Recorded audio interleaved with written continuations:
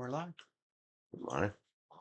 How do you know we're live? I can never tell. Well, how you can tell that we are live is right here. There's a little thing that says dropped frames, Oh, 0%, oh, and you wouldn't have any drop frames and it if you has weren't live. K bits per second, and then it says 35, 36. So we've been going for 36 seconds. Hello, everyone. Welcome to the stream. Everyone being whoever shows up later because there's no one here yet. You might, unless you're watching tomorrow or later tonight. We are in the garage. Uh-oh. Let's see what that's for. Oh, that I see what that's for. It's to draw your attention to that. It is. We have some new features. When I was setting up, there was all kinds of those blue things. Lots of blue pop-ups because we have done all the application process for monetization at this point.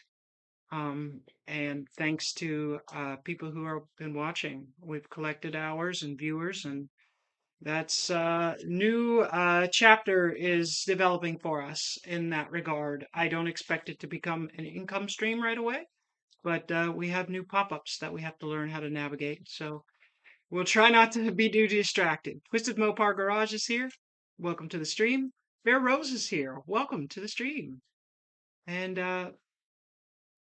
right, like wow, We really did that. Really? I clicked today and it was like there was no like there's a bar, a progress bar of how many hours you're collecting, and it's been going up a little bit and down, two steps forward and one step forward and two steps back kind of dance for weeks.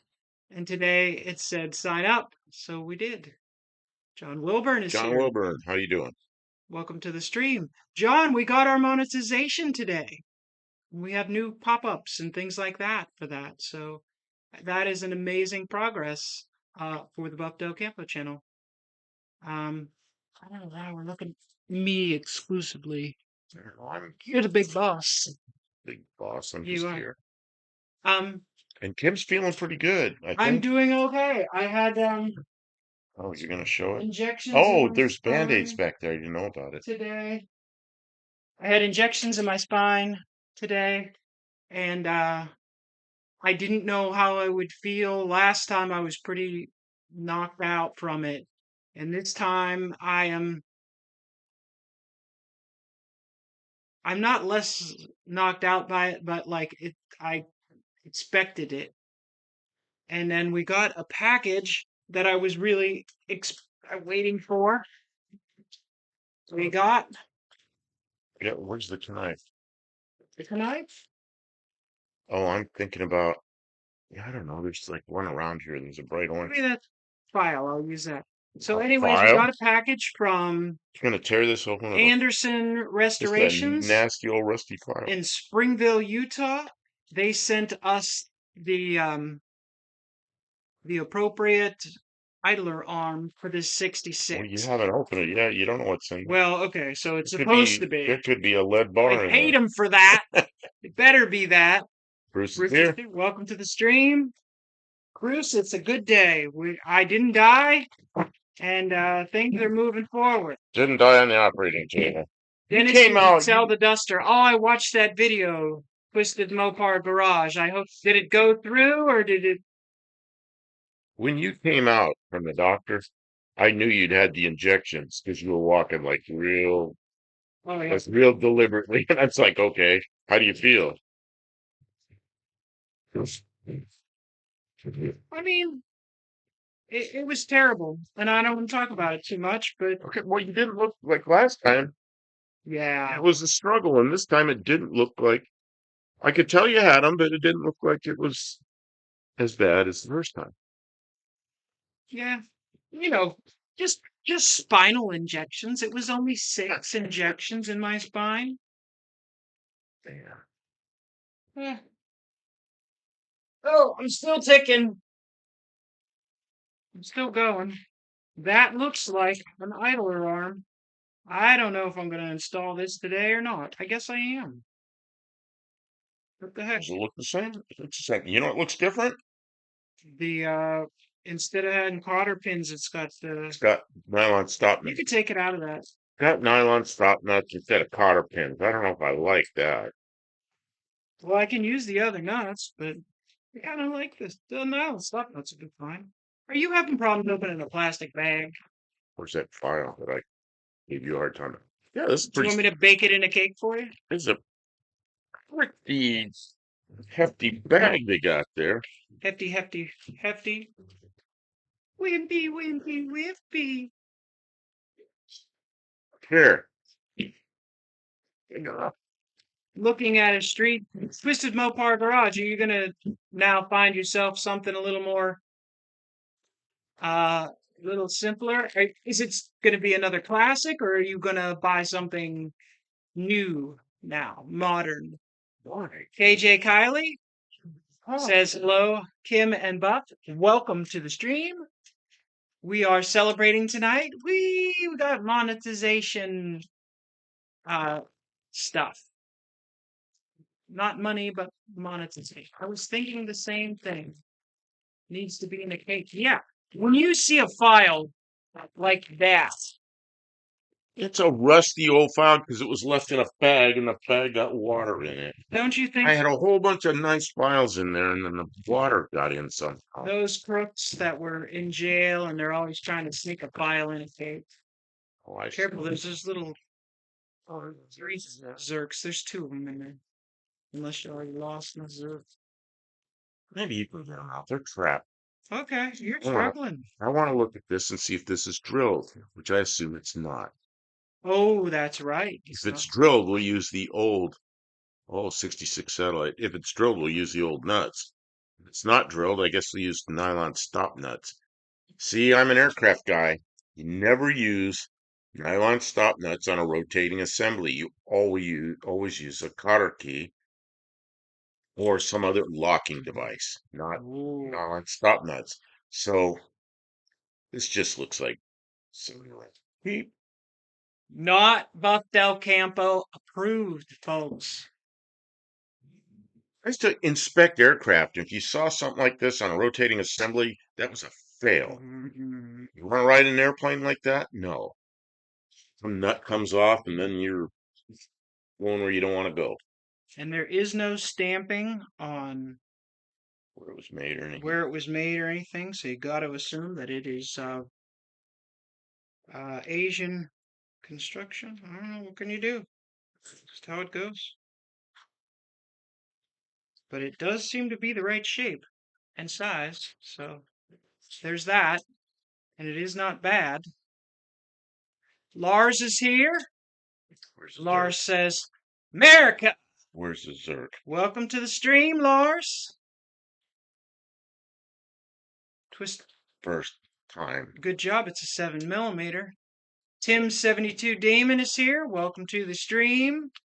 A 64 dart that he found. A 64 dart or a 66 satellite. I don't know. Whichever one has nicer interior. Go with Oh, that. you don't have to do the seats. Uh, I don't want to do seats again. I am still very traumatized by the amount of Let's work. build 15 engines and transmissions, but not one seat. Man, that was rough. This will be okay, right? These aren't going to come out of there. If I put them in tight, they'll lock themselves. Plus, we're going to chat with people for a couple minutes before I crawl underneath the dirty old car. Slide around on the floor. We'll work on some other things. We were polishing the polishing the chrome yesterday. A little bit on the front. Polish it. You completely straighten it out.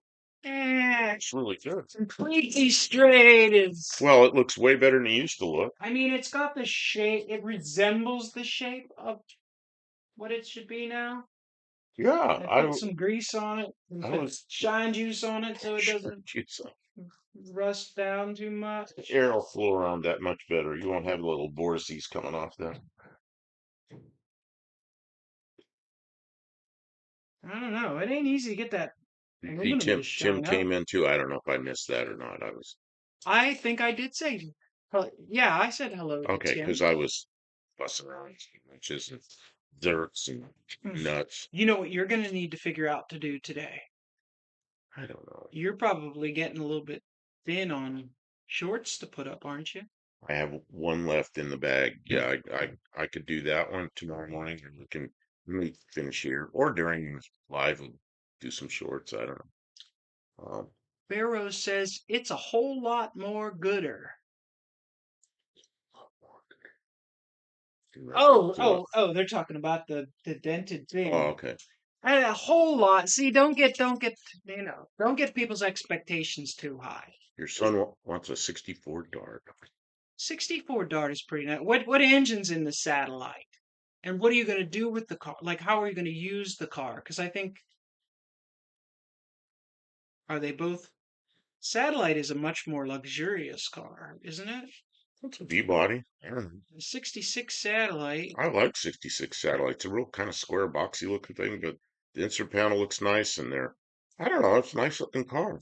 plus a 66 Satellite could have some nice options like better brakes and stuff like that. The I motor don't know. choices in a 66 Satellite, because I think a 64 Dart is almost surely a slant six. Well, no, 64 could have been a 64. 273, Yeah. huh? Yep. It's first year. So, I mean, I there's a lot of variables that play into which one of those I would prefer to have. Two satellites are both in California. That's a good thing. California registration's easy to get, sign off, um, no notary required. And in California, if they let the registration go, they get all wound up because they got it. Then there's a bunch of fines, and they're supposed to have a non-op slip and all this stuff. So if you find one that's like over the registration, they didn't do all that stuff. They think the car is worth a lot less. And if you take it to another state, it doesn't matter. They don't care. And anybody in California doesn't understand that. All they know is all this bureaucracy they grew up with and had to deal with. So, like when I bought my Corvette, the guy was all like, "Oh man, I didn't get the non-op slip on it," and all. So it was, and he was like confessing all this to me because he knew I'd have to deal with it, or he thought I would. I went into Arizona and just got a license plate. Oh, big deal! It was $5 then in Arizona, and that was in 2007. She says it'll be $5. I hand her a $5 bill. I goes, "That it?" She goes, "That's it." Hand me a license plate. Out the door I went. Man, was that Whereas good? I don't think the disc drum thing really came about to what 73, 74 in common use, right? Well, Mustang. See, I remember being in the brake shop. I remember Mustangs coming in, a few of them, like a Mustang GT would have disc brakes. And see, I was in the brake shop starting in 1971. So I'd see a few Mustangs. A friend of mine had a 69 Dart that had discs on it that he bought new. Well, they were an option, but they Yeah, weren't a there were standard. they were around, but they weren't a lot of them. My dad bought a 1970 Ford Galaxy, and he ordered it. He ordered it with the disc brakes. John Woodburn says 73. That's what I remember Okay. seeing. Man, really? My 72 had 9-inch drum brakes all around, but by 73 they were putting the disc brakes on much more. They switched over to the larger upper ball joint, I have even for the drums, and they started putting 10-inch drums on. 76 was the complete end of drums on the bigger A-bodies. one was this socket. Oh yeah, yeah. We bought a special That's a socket, but it socket didn't for fit. I got several of them for these different ball joints on Chrysler products. Probably depends on where you were at, what was coming at you as far as those. We didn't change it all in the same instant, I don't think. And being in the brake shop, I bet the disc brakes had fewer problems. So there's two reasons for not seeing many of them. There weren't many, and they didn't have a lot of problems. Oh, yeah, they would last a pretty good long time and not need any kind of adjustment. I remember the Mustangs had the original ones had four piston calipers, and they had safety wire back there, and no auto mechanic knew how to do safety wire. They'd struggle with it. Hmm. And that's because there's vibrations and things that would back bolts out. Ford John 68, finding those wheels is a pain to clear those way oversized. Hiccups. Those way oversized calipers. Oh yeah, that's true too. That's why they went from the 13-inch to the 14-inch uh, wheels on the A bodies because you couldn't get. They did have a setup. The early setup, disc brake setup, I think would go under the 13-inch wheels. But that Well, my favorite disc brakes in the old cars were the Pintos and the Mustang 2s. They had one little bolt that held like a slide in there, and then you slide the slide out, and the caliper just come apart in your hand. Man, were those nice. They're nice to work on. They work well, and they fit inside the small wheels. Obviously, they were on Pintos and Mustang 2s. Those are great brakes. Simple, really good brakes. how's everybody doing? Anything else interesting? Twisted Mopar Garage seems to have had a pretty significant day. Passing along a trusted friend um, of his car. Was it is a beautiful car. Did you catch that video? Twisted Mopar's Garage. No, I was kind of busy. Well, I'll show it to you later on. Okay. Can't see it all. He sold his car. It was very drag ready. He's just gonna get something that's maybe a little more street. Oh, that's why he said he's getting a street machine. Yeah. Yeah, Gren- Granada was, I bet the Granada discs were the same. I don't remember which cars had them, but man, I like those. Is I your really like those. view up here big enough? You want it a little bigger? Oh, it's fine. Well, I don't know. It was actually okay before you did that, but uh, yeah, that'll work. I mean, there's more. There are more comments that way. Mm-hmm. Yeah, if it goes any smaller than that, I'll start struggling with it. That's why I moved forward a little bit. Rotor and caliper was about the only thing good on a Granada. I remember when Granadas came out, Ford introduced that thing, and it was supposed to be like a Mercedes. They were supposed to be the car that was the competition for Mercedes. Man, what a joke that was. I mean, they were okay. It was like a luxurious Falcon inside. The suspension and everything was 1960s Ford Falcon all over again. And they were kind of squared off Mercedes looking things. A friend of mine bought a like about a year old. What was the Mercury version of the Granada? Granada and the Monarch? Bought a Monarch. He had a pretty nice car inside. And he was a guy that always had Cadillacs, and he showed up one day and Cadillac gone, had a Monarch. And it had leather interior. It was pretty nice car, I guess, but it was basically a new car. All right. So which way does it go? I don't know. Let's Does it go go. this way? Does Don't it you go this way? know? You took it apart. Which one has the short Oh, that taper? one doesn't make any sense. The Can't short go like taper and the that. long taper. Olive's Has to go here. that way. Olin, Hello. welcome to the stream. We're having a really good day. We got through our paperwork for monetization. Paperwork, the official stuff for monetization. So we can now start collecting our pennies, our shekels. You got something split nail with some kind of Oh fuzz yeah, in it. I'm a mess from Fuzz in working it. on cars. And yeah, so things are going well. And I got my spinal injections, but I'm still able to do some stuff.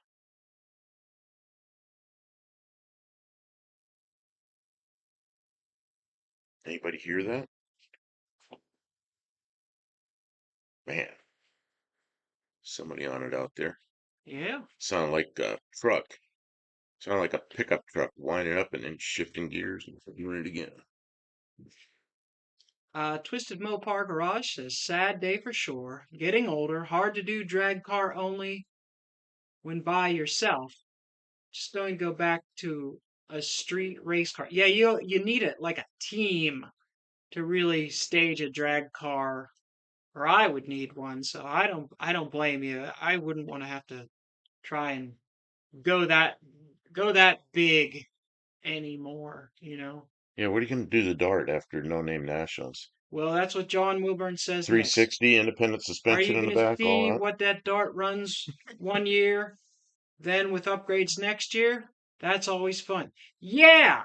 You know what? Like I've been talking. We've been talking about it, right? Because really, I don't think that the way the car is set up right now, I really don't think that I can.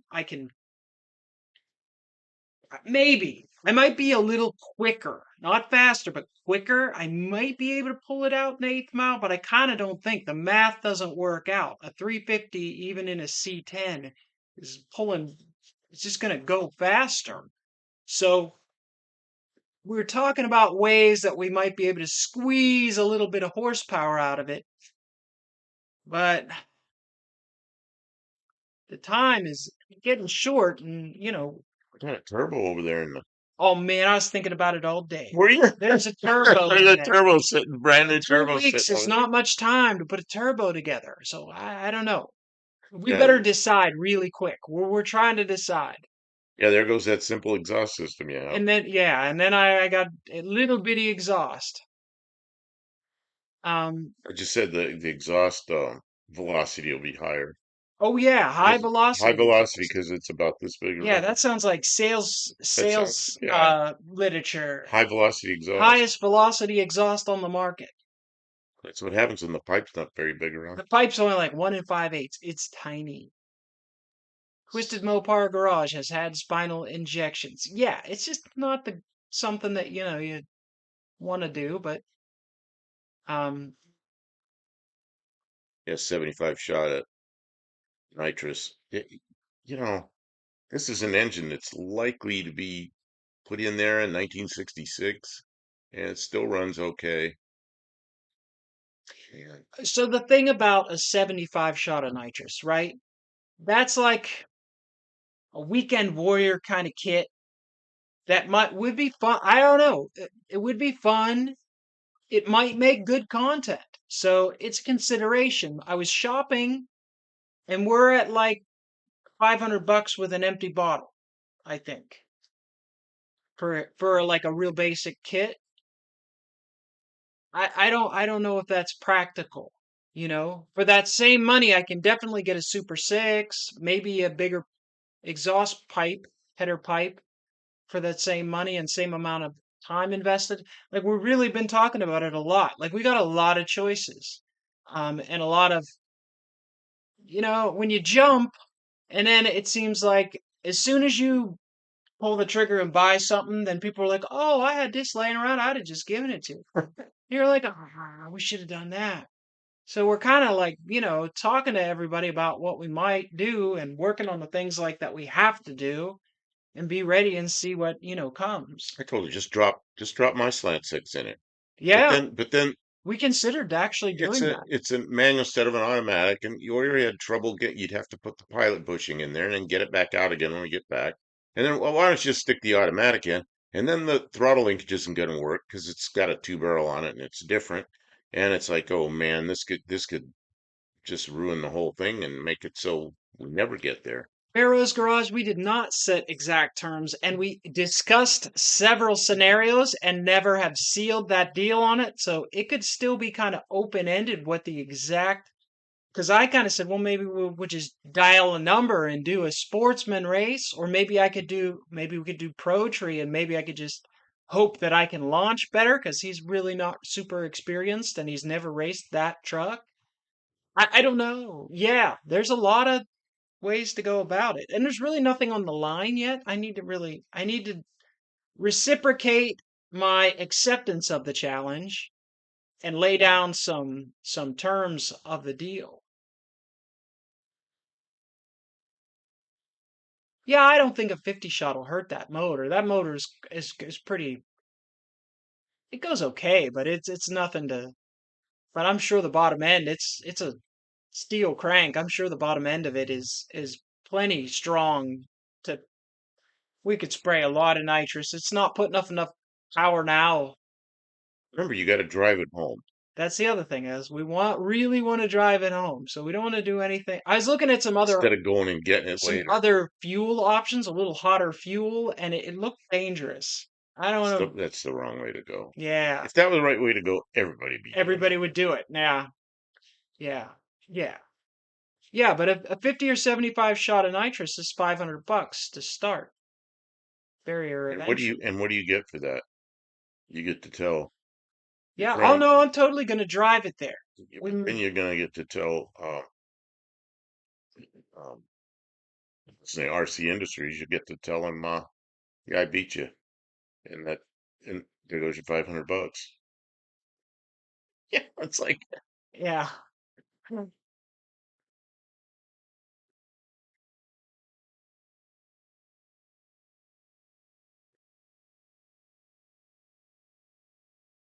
anybody ever watch what's his name? Kansas Mafia out there. On I don't, you think about it for a minute. I have something to say. Is Car Wizard and the other guy. What's his buddy? oh Hoovy? Hoovy. Anybody ever see Hoovy put the nitrous on his Prius? He put knife. Did he blow it up? Oh, he had a button he pushed. He went out there and he got on it and he says, "Okay, here we go." And he pushed the button and bam! Busted off the side of the road. And it didn't even go 1 second before it blew up. Broke the block, pieces all over the road, oil. It is. It's a three on the tree car. And that's the other. Oh, that's the other thing about the nitrous, right? Uh, this clutch does not hold very hard. I was trying to pull out. I was on like a really steep driveway, and I'm trying to pull out, and I'm like smoking the clutch because it just doesn't grab that hard. The rear end will hold out. It's got a Ford rear end. I Ford Oh yeah, the rear end is strong. No worries there. it's New U joints shouldn't be a problem. The clutch. transmission The is clutch is the unknown. clutch is probably the weakest link right now. And the So engine we really is don't know. it's a steel crank engine. It probably could take double the horsepower that it makes naturally aspirated. So we could make enough horsepower to beat a stock 350 Chevy in a C10 because this car is a lot lighter.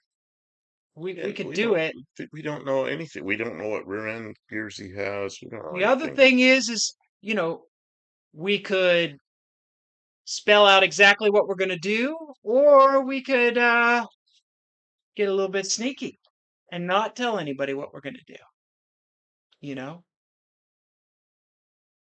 I don't know. I just want to go there and hang out and have fun. Well, it's about having fun. Some people like to No, gamble and what's it called? Play the games. yeah, well, the clutch is holding now. Yeah, I just don't know that it'll hold to any more We power just than that don't. We puts out. it's an unknown clutch, and it's working now. Yeah, So it might work better once it has a couple more miles on it. I've only driven it up and down the road a couple times over the course of several that's what we years. need to do is get that on there, get the oil changed, and start putting some miles on it. Just go back and forth to the store and go a few places with it, and then we'll know the car better. You think? Yeah, like we're just learning. Like we don't have all the answers and we're not going to come up with It's them right it's now, a but car that got driven up here from Uncle Tony's, which is like an hour and 45 minutes, and it's running better, and a lot better. it drove up here, and that was a year ago, and then it really doesn't have any miles on it. What's it got? Like 8 miles on it? Oh no, we drove it to the Nope. store, and then you drove it to get tires. I drove it down there to get tires and the nearby place to the south, they were not available that day, we'll just They weren't say. available. They weren't nice. So I kept on driving down to something creek or something crescent or You went to Charlotte. Charlotte. There's a little town south here called Charlotte. What did we say? There and back it's probably 40 miles. Yeah, something like that. And the car was sketchy. It was scary because this was bad. Because the right front wheel doesn't turn the same direction as the Yeah, left front you wheel. just you get it takes a really takes a set. Like you start going and going, going, going, it's just shaky, and then boom, it's going and around a curve. But when you're going in the straight, you just keep going like this, and it's But the tires are after you trying got to the decide who's gonna go which way. after you got the tires on it, it was better. The tires helped, but the No steering shaky, is no still shaky though.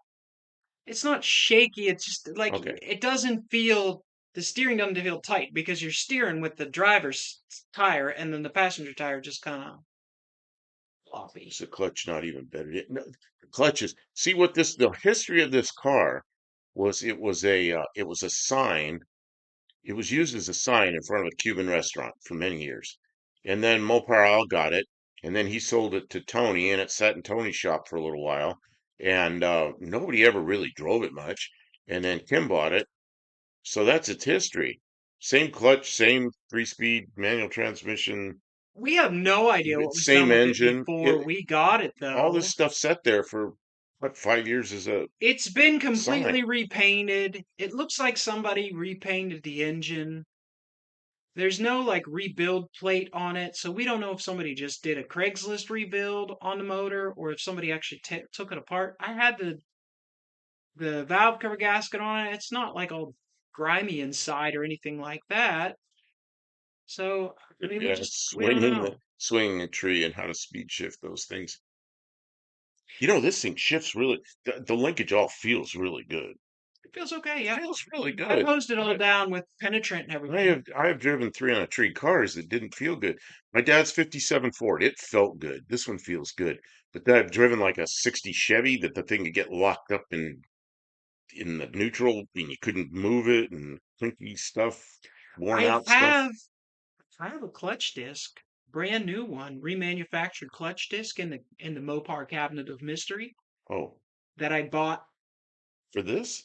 I remember when we went down to Nashville and I got a flywheel off that Oh, you bought 273. all those Mopar parts. So it, it's the smaller clutch. I don't know though. Do pressure plates go bad? How does that work?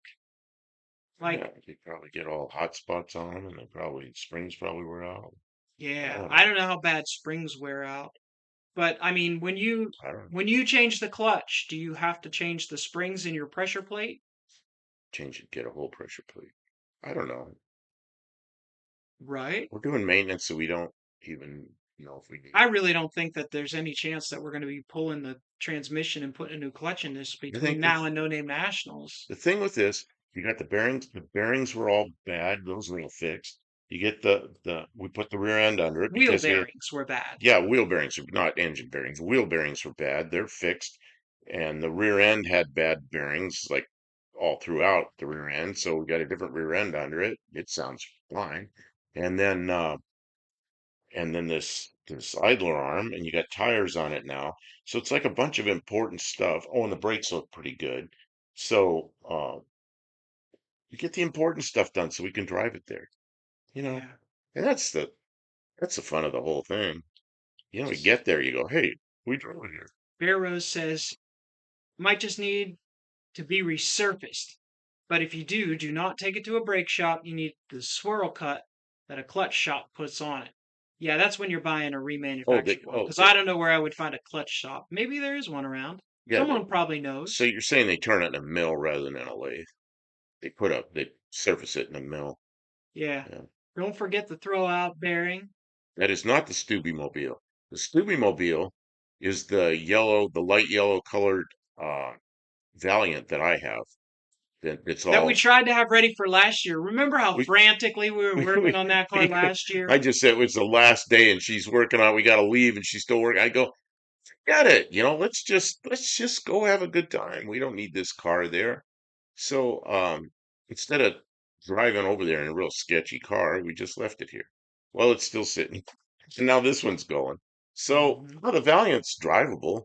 It's just, Well, we put up a pole and had a oh, that's what happened. Which car? We put up the poll. Which car should we take? The 66 Dart, Kim 66 Dart. We did a video on that silly video. Or the Stubby Mobile, which was my 72 Valiant. Valiant. Well, the is pretty good. Uh, A lot of people like the a lot of Dart. people like the 6.6 Dart. She won. So at some point we said, okay, decision day, we're taking it. We don't care what happens to the poll now. The decision is made. We're taking that. Yeah. So we're So taking we've that. been pouring all our energy and focus on the Dart for the event, and then we'll be able to we'll work on a little bit of everything again afterwards. But that's how you make a deadline is you really got to laser focus. And there's other projects, other things that we might be working on, but we have to focus on the Dart right now. Look for a place with, see, I don't know that we're going to find a place that's available. Like Machine shops here, everywhere you go, it's like 8 there's months a, out or something. It's like, what? maybe not, maybe not. There have been times where it was bad, but I, I, I just really don't think we're going to be pulling a transmission and getting a flywheel surface between now and No Name Nationals. I'll just take it the way it is. Uh, Somebody said so. Okay, my bad. KG cut it. Oh no, this is the Stubby Mobile.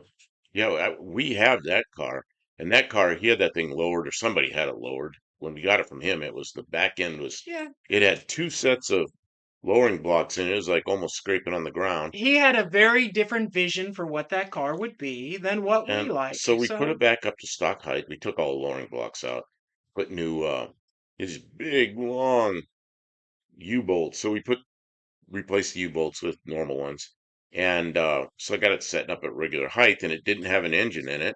And Tony had pieces and parts of different slant sixes and a crankshaft and some other things. So anyway, we put it together with the stuff Tony gave us, and Kim ported the head on it, and so and and Tony, it's got the two barrel. What do you call those manifolds?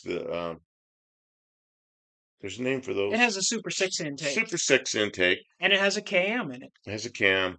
Yeah, no, if you want to see all that, Yeah, it has an it's RV cam in I it, a nice one. I did videos on all that. Did a It's probably quicker than this, easily quicker than this. But at the time we didn't have any time and we were trying to beat. where we were really lucky is it had transmission under there. Just Transmission worked right hanging there. away.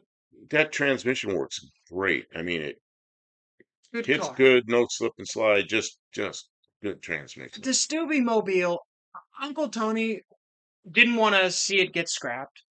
And Stubby was not in a position to build the car and continue on with the project, and Tony had to come to terms with that. And Tony didn't want the controversy around the car to continue to go on. It was just going on and on and on and on. And And Stubby's a young guy, and he has a job, and he's got to go to work every day. He's got a little baby, and he's like, you know what happens when you're that age, and you got new kids coming, that and car needed a lot of work to you get just back to drivable. so I went over and struck a deal with Stubby, and we got the car. We got a pretty good deal on it. Yeah. Tony gave us Everybody's his car. satisfied with what went on. Everybody's happy with the whole deal, and I am. And then the back end was smashed in, the deck lid was smashed We in, and found a deck lid. Kim went to buy some parts. I went with her, and the guy had a car he was parting out, a '67, used the same deck lid, and I bought the deck lid from him, painted it, and put it on there. And what else? I don't know. We started rebuilding the front end. We took the Well, yeah, torsion bar out, put new torsion bar bushings, new upper control arm bushings, half the front end's upper and rebuilt. lower ball joints. Did You we got put a lower ball joint in? Yes, we did. Oh Remember? yeah, because they're attached to the steering arm. So all that's done on the left side.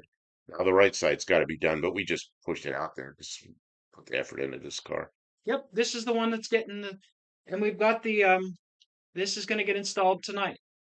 Once this is installed, we can Well, start doing i- sorting, if taking it out for if you drives. feel if you feel good enough, you're gonna install that. But I don't know how you're feeling. You got bandages I on mean, your I'm neck, doing and doing well enough to be out here talking to people. Shoot the breeze. Sometimes it's good to just have a night where we talk yeah, about our that's what I'm plans and saying. see You what we're might doing. do that tomorrow, might not. And the Stewie Mobile, yeah. See, I've got plans for that thing. I got so many projects. That's one of them. That thing's got a pretty good engine in it right now. Yeah. We ended up honing the cylinders, one of them especially. He owned the snot out of him. And I ported the cylinder head. Yep, it's a 5,000 piston cylinder wall clearance. Anybody else probably would have bored it and put oversized pistons in it, but I didn't. I bought standard pistons, and we just honed it until we had all the rust gone, and It seems to run real it well. runs great. Yeah. It has a little looseness sound when you start it, but that's piston cylinder wall clearance is kind of big, but plenty of race cars have more than that. So it's uh it's okay. And it's an automatic. Oh yeah, I said that. It's an automatic, so we don't have to worry about any clutch or anything. And what else is oh the rear end, it's got a little tiny rear end in it.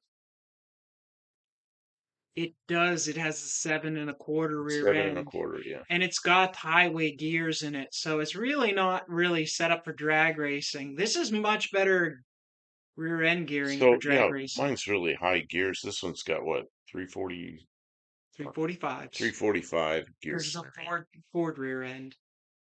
The nice thing about this, though, is you can get a really modestly priced Ford, uh, short grip, limited slip differential to put in to swap out, and you could put in different gears if you wanted to. I Whereas suppose. the 7 1/4, I don't think there is an See, and then, available but when you get to that lockable. point, then you'll be thinking about that independent suspension that we narrowed. Yeah.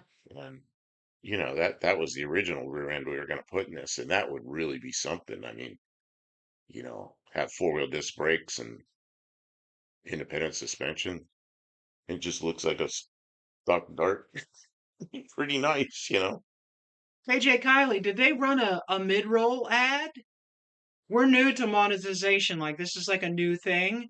Did they run like while you were watching? Did they just So that interrupt? that was one of the options that I had. I'd never gone through the options for that, and that was one of the things in there. Okay. Did So you leave it checked? yeah, I should say everything that YouTube recommended, I left. So we can fix that, but I want your help, and you were gone. So I Okay. just looked at it, and I I'm don't know what to sorry do. if you got interrupted. We'll repeat ourselves if we need to, and we need to make some adjustments to the stream because we're not like Because we big can, about money. Like that's not really we our big can, focus. I, But we're learning to make the new I, features I work. think we can take that ad out of the middle. Mid rolls, yeah. Yeah. Yeah, So I yeah, don't know if sorry we can about take that. the pre-roll ads out, but I think we can take mid-roll ads. And I don't know if you only get one or you get one every hour. I don't know how it works. Sorry about that. Thank you for being patient with us while we figure it out. We're not like money hungry here, and we don't expect people to watch a bunch of advertisements just so they can see us bullshit about our 66 start. And thank you everyone who's been supporting us to get us to where we are.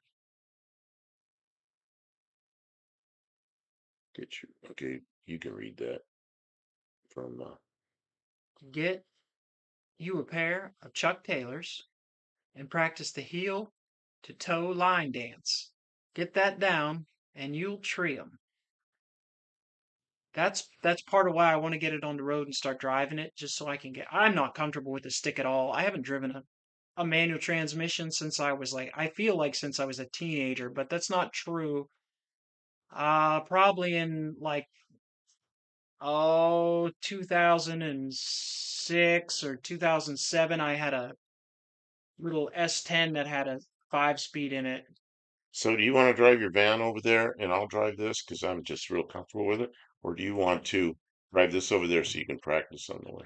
I was thinking we might just take the tow dolly so that we can ride together in the van comfortably with the AC. I hate doing that, but This way, too, if we have any trouble, it's easy to get it I home. But hate that tow towing it. dolly is so wide, it's I a little hate bit. towing with a tow dolly. It's like that's a thing you use if you have to. That and the tires on the tow dolly they're okay local, but you go that far and we're gonna be buying tires before we come back. Yeah. I shouldn't have taken it to Maryland. I took that thing all. I put Well, we didn't 1500 know. We fifteen didn't know hundred what we miles on didn't it. know. We didn't know what we Ari, how didn't. you doing? Ari, welcome to the stream. Ari, we reached monetization today. I know you. Like, tell everybody. Tell everybody. I mean, She's it's excited about it. Miss One-Eyed Cat is here. Welcome to the stream. I think it's an exciting milestone. We've been working at how many months did it take us to get here? 14. 14 Not months. quite. Just shy of Over 14 months. 200 videos and shorts. Yeah, It doesn't differentiate. Mostly shorts, but a lot of videos. And it's both. Yeah, it's Barrows gave us our first super chat. cool. Thank you. That's I've never. amazing. You're the first one. Thank you so It's like much. Oh man. So New things. that's pretty cool. This is amazing. We It have really money is. on the books now. We made our first dollar. It's What do we only get? What do we get? 70% of that or 55% or something? yeah, I don't know. Yeah, that's pretty cool. Uh, Yeah. don't really Nobody want needs to send us money. Thank you so much. don't really want to slant with that kind of gearing. You want to get moving and kind of get it when you get to 3,000. Yeah, it's at 245s, which to me is kind of low gears compared to what they originally had. I think what did this one originally have? I It wasn't all that high. I think because it's a standard transmission, I think it might have had 321s or 223s. 323s, but it might have been 294s.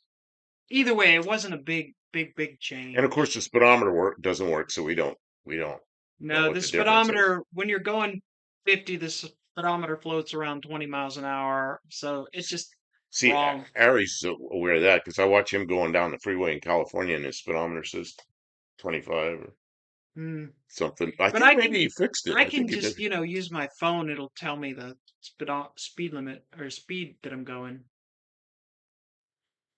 He's laughing. You guys do a great job. I enjoy the videos. Thanks, Ari.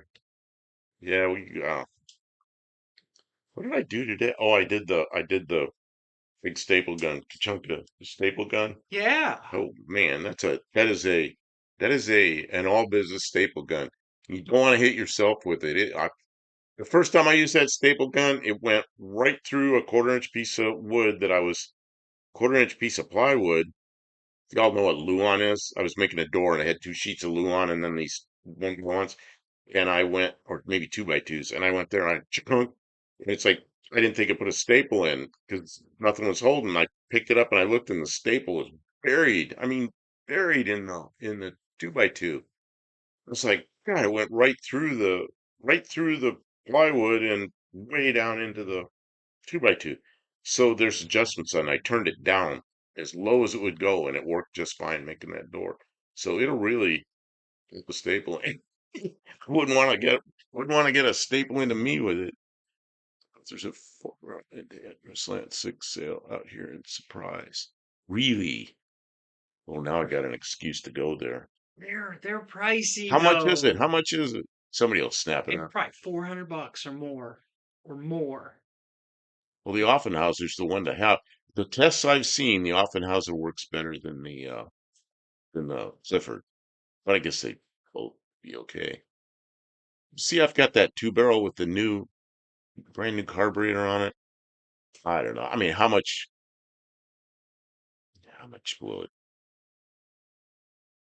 will it take? Well, you might want that. What's that? A Four. four barrel? See, that's the So you other put a thing four barrel is on there, put like a, don't they make like a 400 or 450 Holly or something? they do. But I've got Super 6 carburetors here. If we had a Super 6 carb, and this motor is stock, like a four What's barrel. wrong on me? Eesh. I mean, yeah, coolness, it oozes cool to put a four barrel Offenhauser on there. But this is a stock motor. It doesn't, I never even got to port the cylinder head. See, It doesn't have 400 bucks. higher See, compression. 400 bucks. It's not going to I can't use spend all four, that I can't carburation. spend 400 bucks on a manifold and then I'd have to buy a carburetor and what would it do? It might make more noise. I could flip the air cleaner lid over. Good flip the air. Boop, boop. Oh, it's got a 350 Chevy in it. Jeff from Two Oh, Axle. cool. Thank you, sir. Oh, Thank look you at so that. much. He's Man, congratulating us on our big achievement. two barrel Super 6 is recommended. That's what I have in the Valiant. We gotta have a name for the Valiant. It's a yellow Valiant. It may not stay a four door, so that possibility's coming up. It's not hard to make them something other than a four door. So I don't know. I need a name for that car.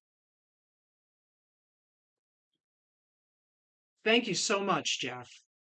Honestly, we don't uh yeah, we don't want people to, I don't know. It's a nice gesture. Thank you It so sure much. is. It I'm just sure going to is. say thank you. People tell me to shut up and just say thank you. So thank you. Um, huh. All right. Well, there's so much to think about. Like we're enjoying, like it's exciting. It's a little overwhelming, like trying to figure out what we're doing with the car. But we've got from now till the event What to focus on this exclusively. Everything else is kind of okay right now. sm smell of yellow? Yeah, then I'm stuck calling it. Well, maybe it'll just stay yellow. Smell of yellow. I don't know about that. Yeah. Oh, what are those cans you had? Mellow yellow. Was that it? What was the cans? Yeah, there was a She bunch of she mellow bought yellow. she bought a truck that must have had 500 mellow yellow cans in the back. And I The think guy used it for a trash can, and that's all he drank was mellow yellow. And so we had bags and bags and bags of cans to the dump to the convenience center, and we still have bags of mellow yellow cans here. and the cans were all full of bees, so we Oh didn't yeah, want to mess with them any more than we need to. mellow yellow cans full of bees. Now that's came with the car. Oh man, Ari, thank thank you you. so much. Great clear fund. Cool. I Um, can't. This is overwhelming. um, I have a Super 6 intake for the Dart as well. The 225 has mod range use cam in it. So I figure, you know what I used on that? There's an adapter you can buy. It's the holes in it are straight through, but it's just an adapter for the bolt pattern, and you can use one of these carburetors. I really like the Autolite two barrels, and there's some Chinese clones, that aren't real expensive. I bought one of those and put it on there, and man, does that thing it just runs perfect. I just put it on there and it worked, and the what was that other thing, the BBD? That you rebuilt like 3 or 4 times. It had problems. You kept fussing with it, and it just trouble, Yeah. trouble, trouble. You stuck that Ford carburetor on there, just man, it just works. And I'm sure it flows enough that it'll be plenty for that engine. Yeah, I mean, a Super 6 intake will take you a good ways with a slant 6. I'm never gonna You race don't that car. need I a four barrel right away. My goal with that car is to with the rebuilt front end and everything, just have a car that handles nicely on the street, and it's reliable, and it'll be my daily driver. Eventually, I'll get out, turn the key, and just go places like I used to do in the '70s. Um, that's And my goal with that car. I'm not gonna race it. Man, I don't think I he will. really likes the Autolite carb. He was so relieved when we put that on because I was messing with an old BBD it had the wrong gasket set in it, so some of the ports Oh, were messed up. somebody rebuilt It it, didn't wasn't know what they running were right. doing. They covered ports with the wrong gaskets. Yeah, it was really wrong. But so when I put that Autolite on, even though it was just a cheap clone, it was just like it Oh, started up, run good. He was like, this is perfect, and if I oh, that tried to was it. take it away from him, he would be mad. That was it. You know what else I have now? You know what we got from Dr. Art? We did get some things. He gave me an air cleaner, like the one I wanted, like Oh for yeah, yeah, Ford. yeah. It'll go right on there and look just like a Ford. Oh yeah. It's up Goes on on. top of. Is it up there? Yeah, I'll go get it. Oh, I was kind of looking for one of those air cleaners because it just looks like a. I think I already. No, It's not this one. no, Where did we leave? Did we leave it in the trunk of your car? it could be. Oh, it's this big blue one. Yeah, that looks like a Ford snorkel sticking out of there. This one. Yeah, where's the top? It says 289 on it. Where's the top? It's up here. Okay, so we got it all. I gotta bring it over. Oh, that'd actually be kind of funny. It'd be like my Dart when my Dart said, keep your GM vehicle all GM." See that? We got this from Dr. Art. That could go right on the He was on the cleaning his garage. on the Valiant. So you open up the hood on the Valiant and see a air cleaner. It God, says that thing's 289 on it. dirty. It's filthy, I know. Sure, no, so clean. That's actually kind of funny. I've got a lot of spark plugs too. I think they're Chinese. Yeah, they are. I really liked Autolite spark plugs. That's all I used in my all my old Fords, and I'd gap them a little bit narrower. I'd gap them about 30 instead of 35 in the 351. And that thing, I never had problems with it. And that was back in the days of the old, um, what's that? What's the ignition called that everybody has trouble with now? Electronics, Pertronics. before they called it Patrol. Yeah, they called them Perlux back then. And man, that thing just worked perfectly. But now I guess they're troublesome. Oh, will that fit? Yeah, I mean, it was on a two-barrel Ford. That's what that. That one, no, it's for a 4 barrel. It's this big. Remember how the base, Oh, that's right, the it's base, round. it's the Okay, yeah, yeah, same yeah. base on the Ford carburetors as the four barrel. I just put engine keys in. I'll get it out yet. I just put NGKs in my own stuff. When I left the test site working out there, we had a lot of engines that used automotive type spark plugs. That's all we used was NGKs. Never had trouble with them. Everything else they recommend, champions. Oh my God. We had one engine that's all we could run with champions. We're getting like 25 hours out of them. And they were 200 something dollars a piece. Oh man, because they were It's an airplane. aircraft spark plug. What a piece of junk that was. We bought hundreds and hundreds and hundreds aces of spark plugs. You can imagine what we with 200 bucks a piece, like whole loads of these things. Just crazy. Yeah, and the NGK, we changed them at 100 hours because the book said we had to, not that there was anything wrong.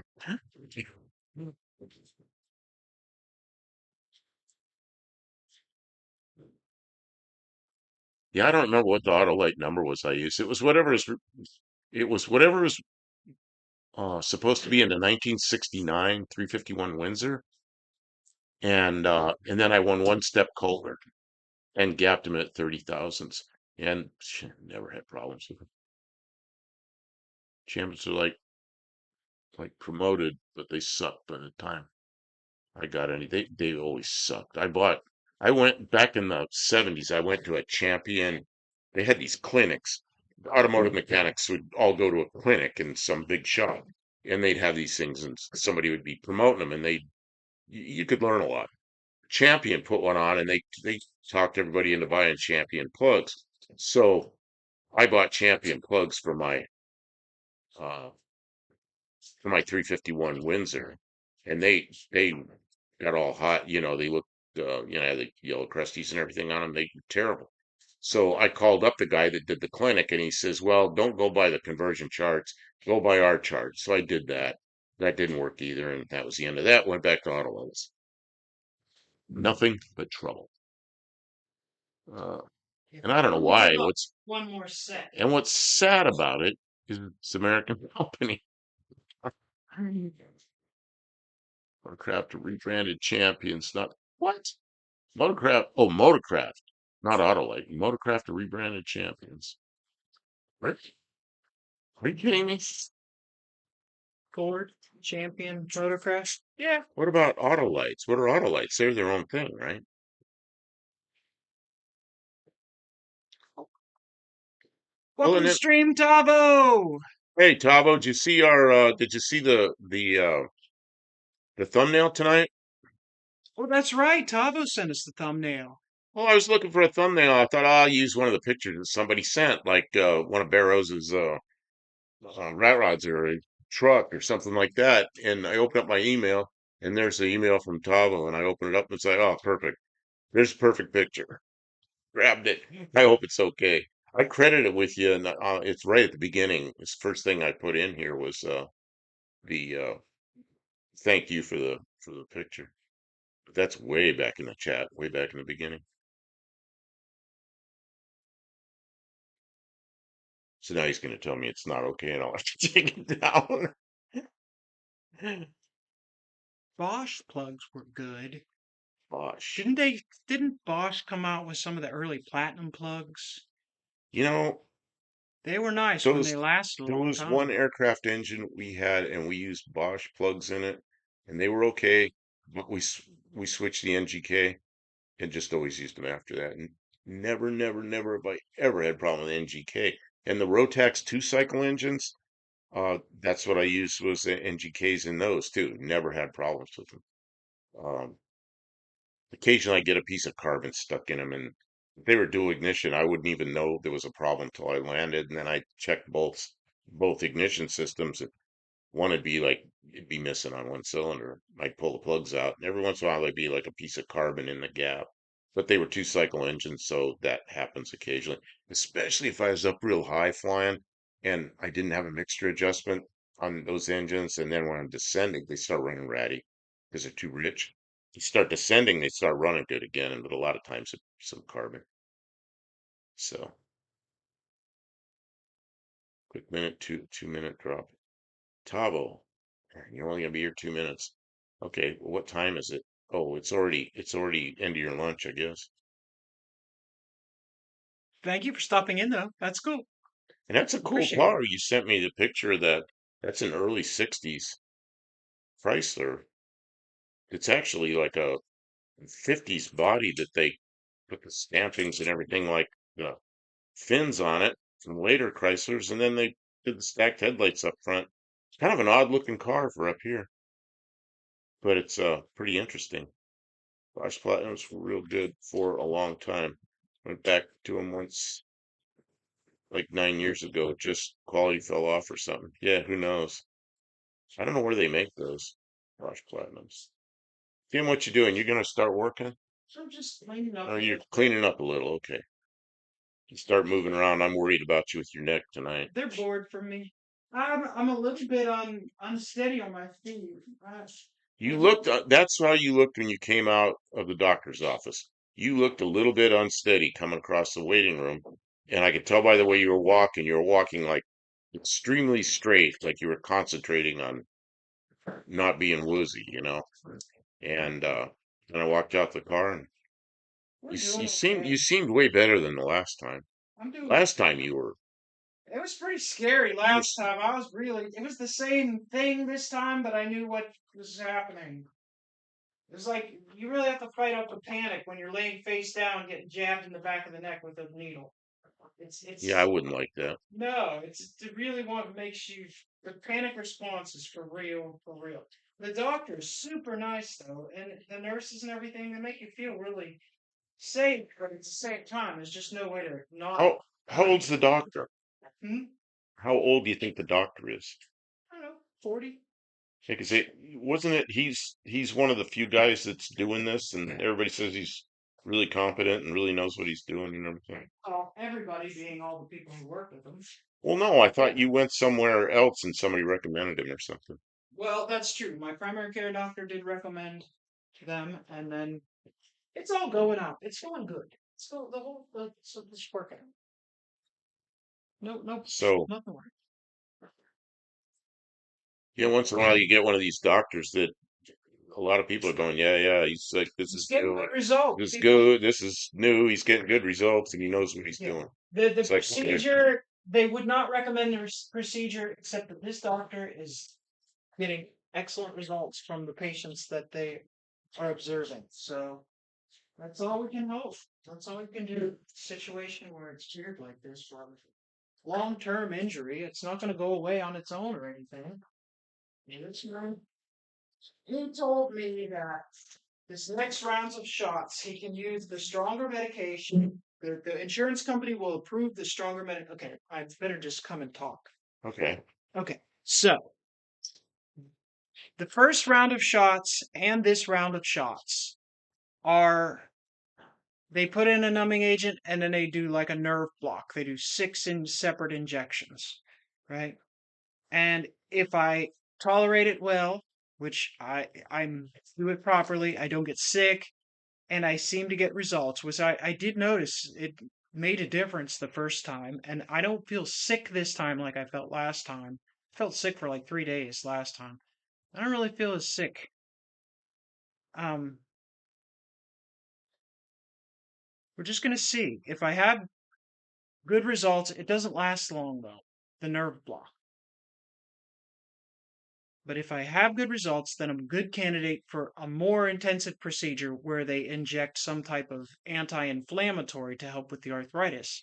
And it's a longer lasting procedure. Well, they don't want to do the longer lasting procedure if you're not going to tolerate it.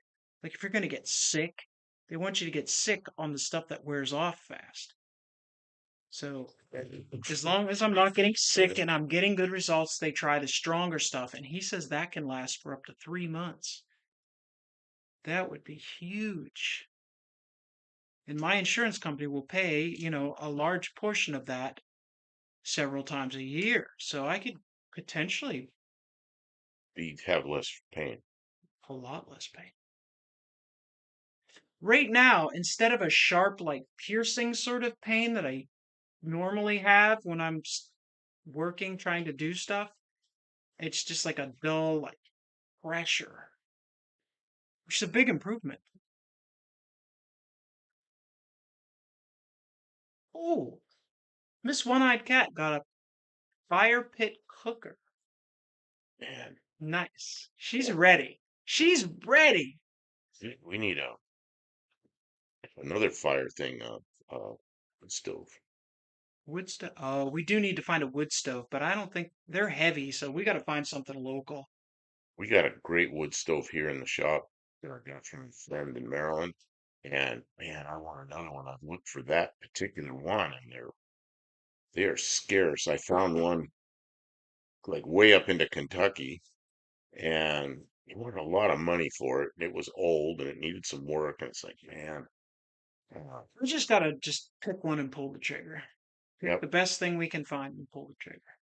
yep, yeah, I want another wood stove. This $500 a month heating bill is Yeah. in A like wood in stove would at this point in our lives, a wood stove for the in the house would probably be a better investment than a nitrous bottle. yeah. I'm not gonna put nitrous on the wood stove. No, a nitrous bottle's not a good investment for us. Well, Welcome back to real life. And spending all our money on so nitrous. she's gonna bring it to our no-name nationals.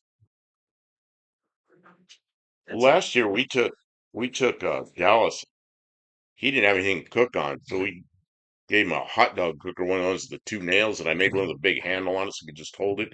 And we took him hot dogs and buns. I'm not sure if he appreciated that gesture or not. Well, it was funny, you know. I'm I'm sure he ate the hot dog. He did. He said he ate the hot dog. So, not sure if it was as funny for him as it was for us, but it was just, well, it's just one of those silly things it's like a electrical thing, like a bunch of stupid hot rodders had built, you know. yeah, It's like it was well, no normal person would do that.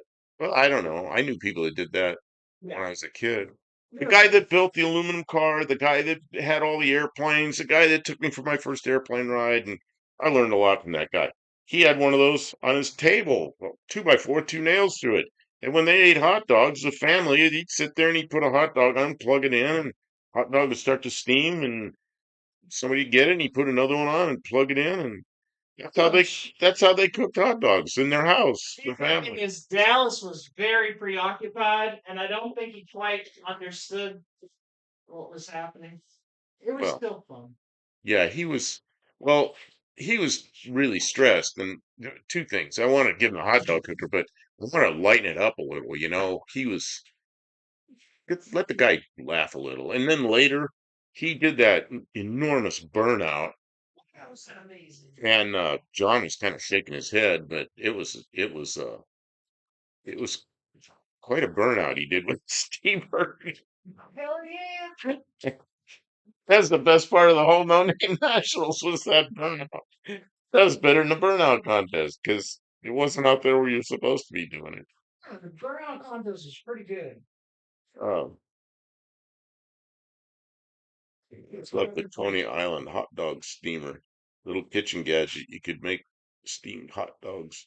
Um, Uh, oh, I don't know about that. This, all this one just has two nails that are spread apart. You stick the hot dog on there and plug it in, and the Electricity goes through the hot dog and they get steaming hot in about 25 seconds. I always wanted to make one and plug it into 220 and see what had happened, but Ooh, haven't ever done it. that would probably cook. Might cook faster. It might burn it. I don't know. It's hard to say. But And then up at the airplane factory, we had 480 in there, but nah, we guys even want to mess. everything in the 480 was wired Oh, that's right. Hardwired into the hardwired in with big boxes with the big switch thing.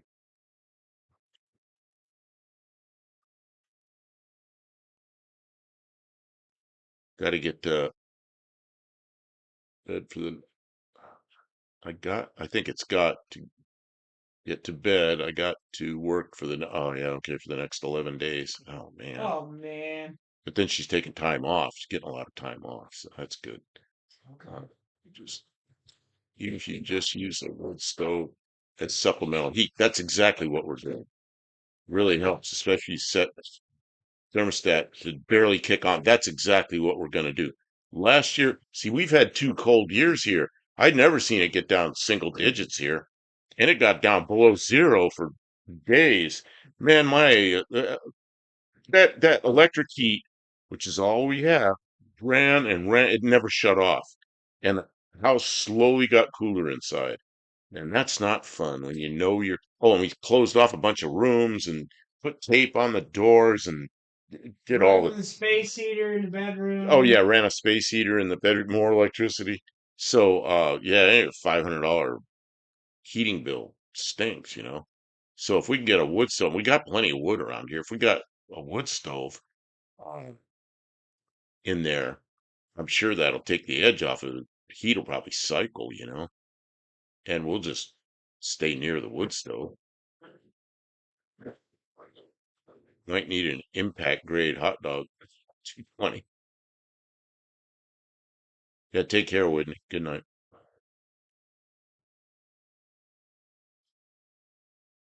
Kim's under there. I guess you can see her legs sticking out. Move this. Kim, they can see you now. Uh-oh. Lars, how you doing? Lars was in here earlier. Was he? Okay, I missed that. Yeah, what's Lars saying now? Give him hell, Wendy. Lars, you were such a big help on the live you were on with Content Creator Workshop with John Wilburn, where you talked about how to post shorts. That was a big help to us. Yep. You know what? You know what I learned? The whole Familiarization was good. Wow. the whole thing with the shorts. What I learned was how to not have to go edit them and make shorts.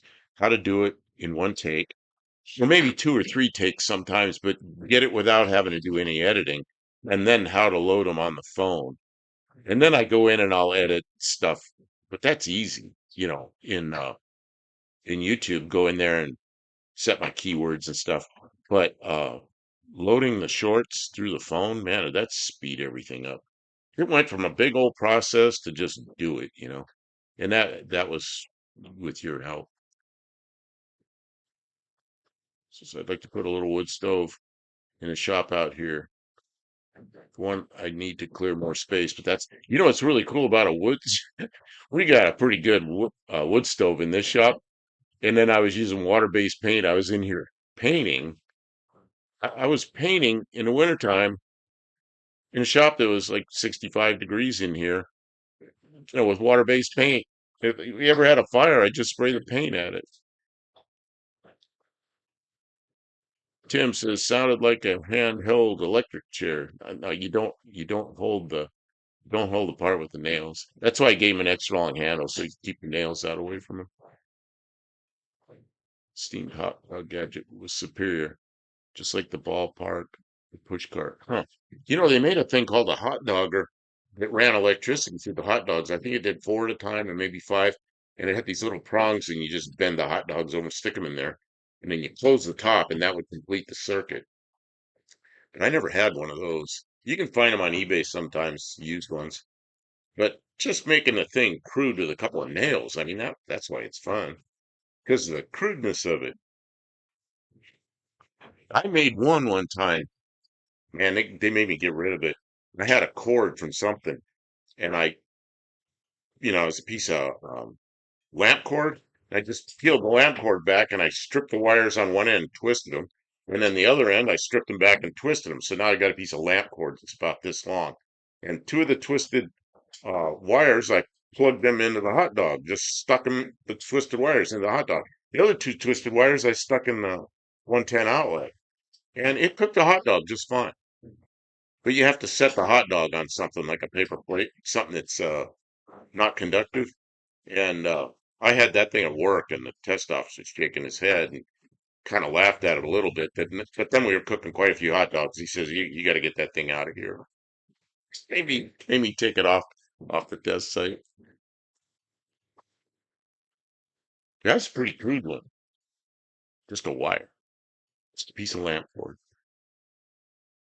I got to do one of those in here, Kim. Really? Really? We could cook on the stove. Yeah, but that's not the point. I mean, a stove is a big, complicated, expensive thing, and a piece of lamp cord is We have a microwave in here. cheap.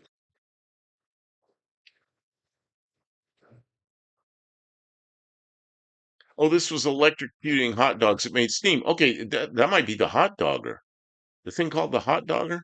Oh, it wasn't electrocuting hot dogs. Okay, yeah, it made steam. Yeah, that's what I thought you meant. Um, yeah, the hot dogger ran electricity through the hot dogs, Through the dog. and that was probably designed because of the people that did the two nails hot dog cookers. I don't know. It's probably some safety Nazi somewhere probably have a fit. Yeah. Exposed Well, then electrical. I worked in another shop where I did the. Well, thanks. Lars says, "Congrats on the channel, y'all." Just a small testament of how a little effort and persistence towards goal pays off. You know what we had to learn is we're not in the business of fixing cars like I used to be. We're We're in the good. business of making videos, and we fix cars. So it's just a little change of our thinking. We gotta try and be entertaining. Junk Car Willie, how you doing? Welcome to Oh, the says hello, Kim and Buff. Kim, you can see Kim's. Well, you can see her under the car. She's putting an idler arm on the door. She got the new idler arm in today, and we unboxed it or unbagged it or something. Unbagged it. She's putting it in. I remember seeing videos of guys building spot welders out of old microwaves. There's no way I'll ever mess with one of those capacitors again. Oh man, they bite harder than yeah, I wouldn't want to do that. Oh man. Yeah, capacitors, big capacitors they can hurt. Like the old color televisions from like the 50s and 60s. Those things will knock you silly. Actually, my favorite gadget did have a quality design flaw where they might melt down if the insulation went. Well, what was I think? I was thinking about something about a hot dog cooker making stuff that I don't know. Have to make one here. Uh-oh. Time to fold this up. 'Cause it's gonna get knocked down. I think it's tight. How many foot-pounds? Foot pounds. Blue torque it. Arrow torch. You know how to blue torque something? You go pull until a blue vein pops out of the side of your head. It's Yep, tight no. enough. Yep, got it. It doesn't seem like it can Junk possibly Car Willie. mechanics though. Junk Car Willie says he likes the nightly lives. I've been watching it on TV last few nights. You're rocking with it.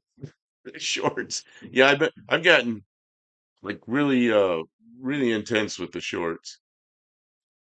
Okay, what was I looking for? Kim, Yeah, man. You cleaned up. Do you know where the water is? I think it's still on the floor over there. Okay, I'm gonna go get some water. Need some water. Okay. I see it. I'll be right back.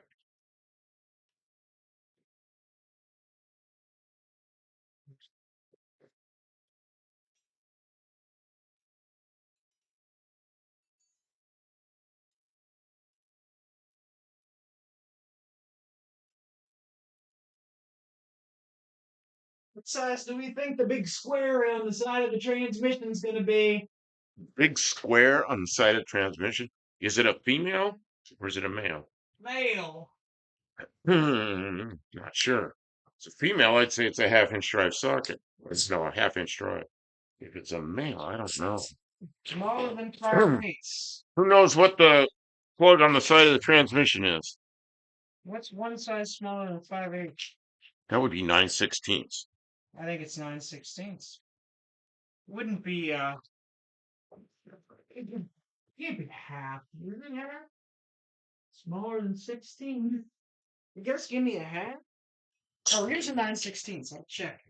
You got the whole thing of wrenches It down is there. 9/16. Well, see, you already have it. Yep. Got another one of these tangs that won't open. How low are we gonna guess the transmission is on fluid? Any Is takers? anybody here, Kim? She wants you to guess how low the transmission is on fluid. Does it have anything in it at all? I only It's got took the big magnet out of the broken microwave. it's got grime all over it. That's the thing. Don't get your finger caught under it. Man. Oh, I know what I was going to talk about. Oh no, it's got fluid in it. It's got fluid in it. What color is the fluid? Oil colored. Oil colored. I'm fine with that. That's great. That's way better than I expected. Lovely. Well, we are going to change the rear end spoil, right? Yeah. Yeah, because it was it. Yeah, we know it needs to be changed. Okay, How do we know tang, that? tang. Wait, how do we know that? See, it got hot once. Oh, Didn't it get hot once? how did it get hot? I can't remember. Bought the truck and there was some thing. Something. All right. That's fair. All right. I don't think it needs any more. It's got plenty of oil in it. I guess not a little bit black. Right? No M&Ms. That Dodge. No M&M. Oh, and it stinks It too. stinks. It's What's it smell like? heavy rear end fluid. Okay, yeah, it's gonna be 90 weight gear lube or But it's not all black. It's gold with golden. What color is the transmission? 90 weight? Golden. it's gold. Gold. As long as it doesn't have flecks in it. I'm really enjoying this tang. Dang. All right, we're doing okay. I forgot about these. I had packs of these things. Little tang, one serving tangs. And Kim found them and I said, oh, Oh, I think I'll start using those again. oh, dang. And then I'll run out and I'll drink water again. Maybe I'll buy you some more.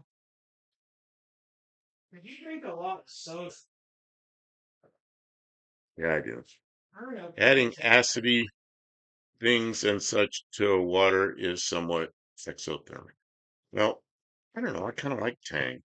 Exothermic. Doesn't that mean it releases, does that mean it gets warmer or it gets colder? Does it add energy or release energy? Exothermic. What are you doing? Adding water to your drink? Kim, you're adding. I'm getting out of the way of that. Why? What do you Because think? it'll overflow. No, well, it's fine. Never. It's just Powerade. It's not even carbonated or anything. Yeah, if the gearbox oil is gold, maybe someone already changed it. Yeah, it's a possibility. I mean, it's Wasn't probably wasn't put in there in 1966, but it could have been. I don't know. Somebody maybe did service it when they, but it doesn't look like it has a bunch of miles on it. It's not all. The reason they wanted to do the rear end, and I don't know if we thought something was wrong with it, but it's an unknown rear end out of an unknown And truck, it's up on the and stands. Might as well take you a might look. as well do it. You know. It's on the list, so we might as well do it. Well, it's easy to get at. So what do we have for? Where's that list? It's in your room. Where'd you bring it up? Nah, I think I left it at the house. Darn it. Okay, so we kind of know what needs to be done.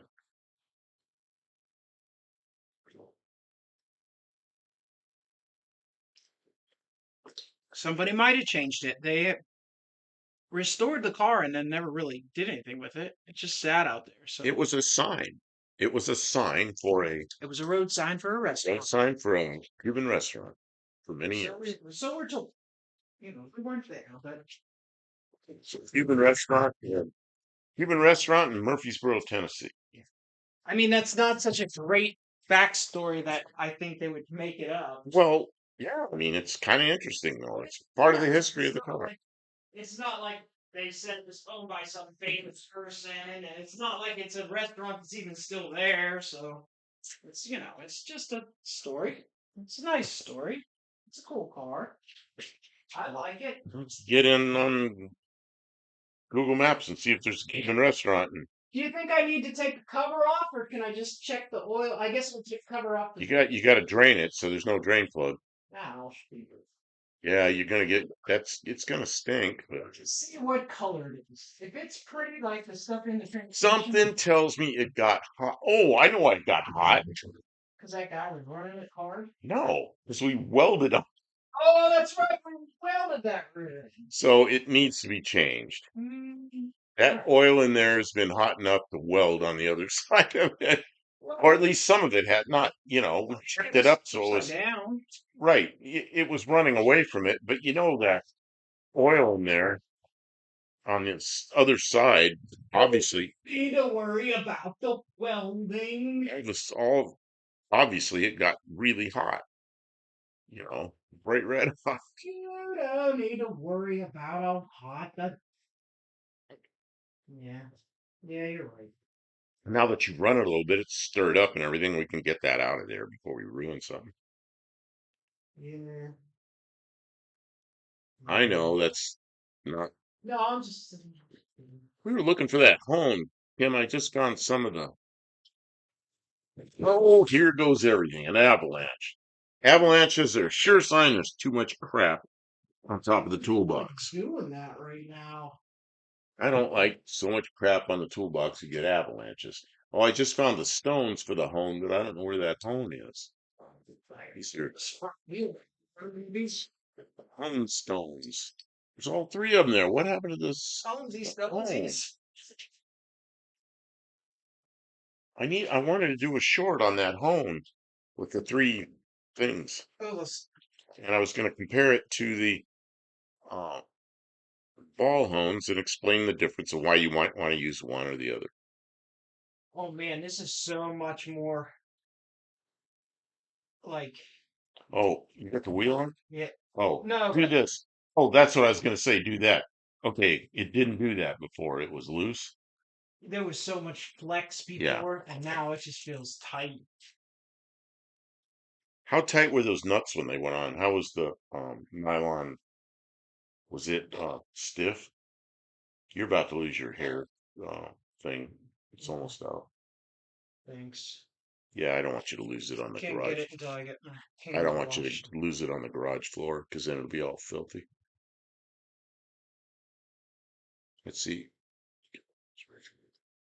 Okay, let's see here. The gearbox oil is gold. Okay, we did that.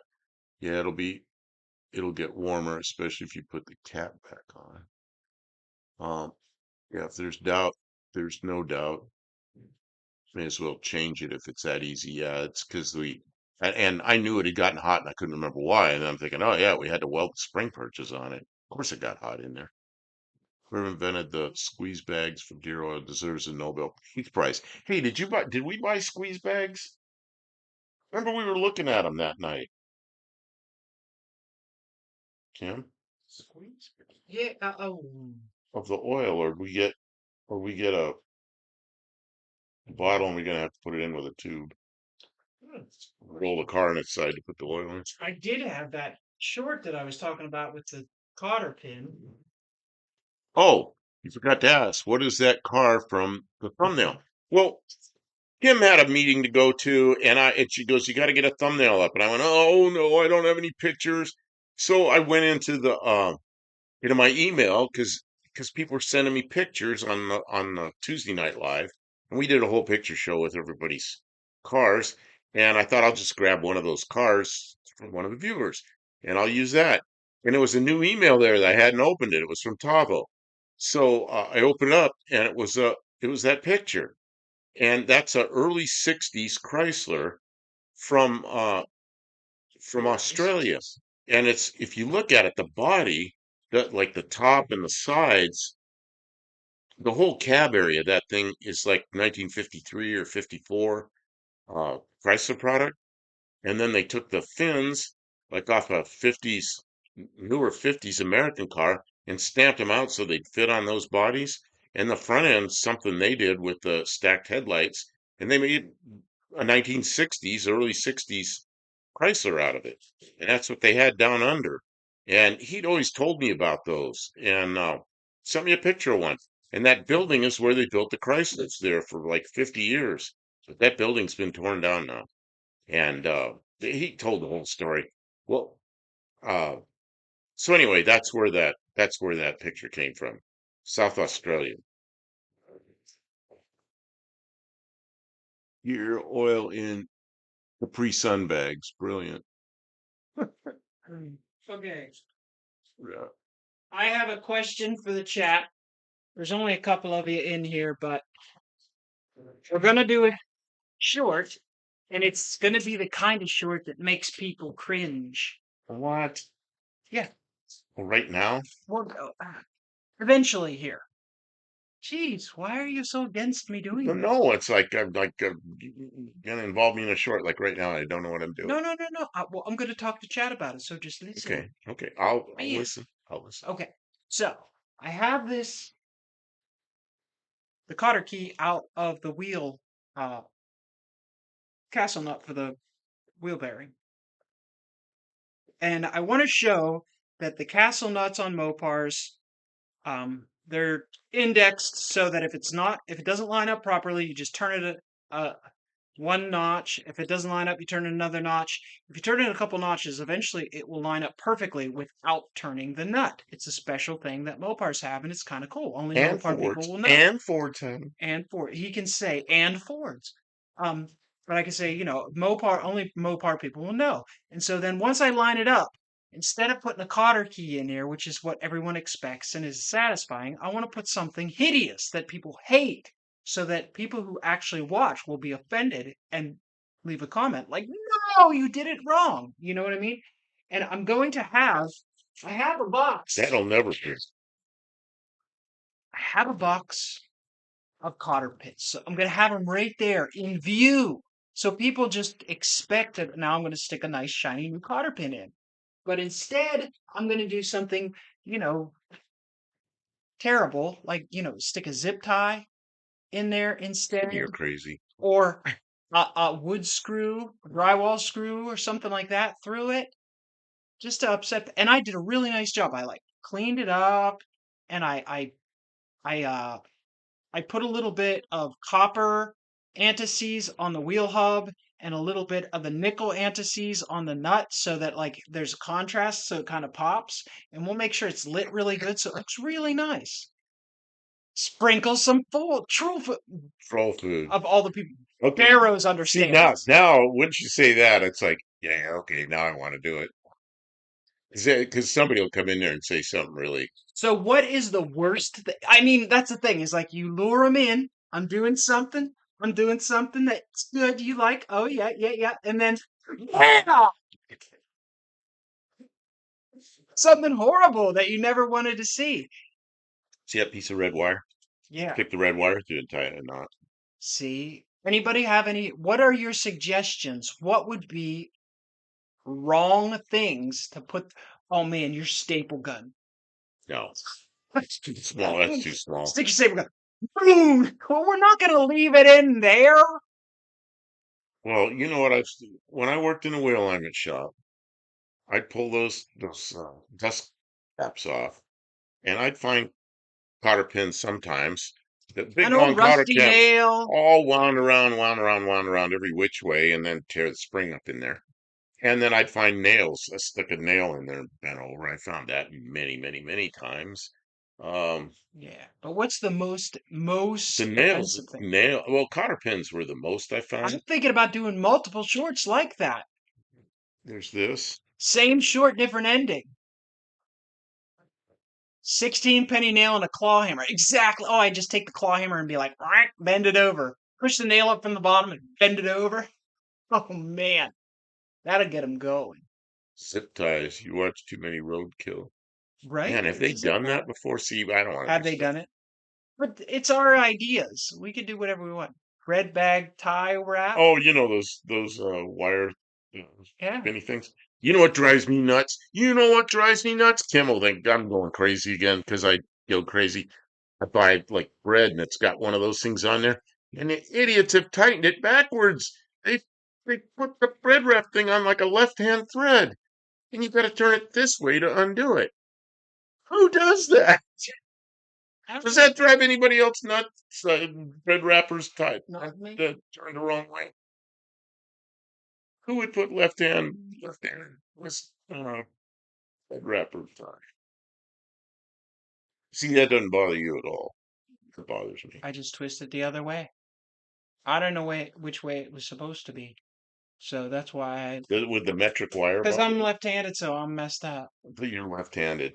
Yeah, so I'm always backwards anyway, so I don't know. I won't realize But that I know you don't turn nuts the wrong way, except the ones on the right front of the metric dart. ones go the other way. It's No, confusing. metric ones don't go the other way. Oh, Oh man, only lug nuts on the right side of the Chrysler go the wrong way. yeah, we have a box of all the cars. We can do it the right way, but there's no troll food. No troll food in doing it the right way. What about all my aircraft? We could put safety wire on it. Could we spin safety wire on there? Is that like really Do a offensive? do a safety wire on it. All the work and everything to put safety wire on a on there. A wheel bearing? Yeah, where's all my aircraft stuff? Oh, here it is. Um, we're gonna see if we had an aircraft uh, Just then goop some. tie wrap or something. I don't know. I think it's kind of silly. Barrows says trying to get some toast, not changing the passenger side tire on a 55. I'm confused. I don't get it. Help me out. See, because I don't like the thing turned backwards. Like the 55s are, the right side's all backwards. The drinker side. That's why they're backwards. Person on that side's drunk. I don't Oh, a know. bobby pin. Yeah. A bobby pin. Have a bobby pin in there. Mostly what I saw wrong were nails. People put nails in them. Yeah. I'm looking around here. I don't. This, this whole thing's kind of silly. See, he's not impressed with it. I think it's excellent troll food because everybody knows how to do it right.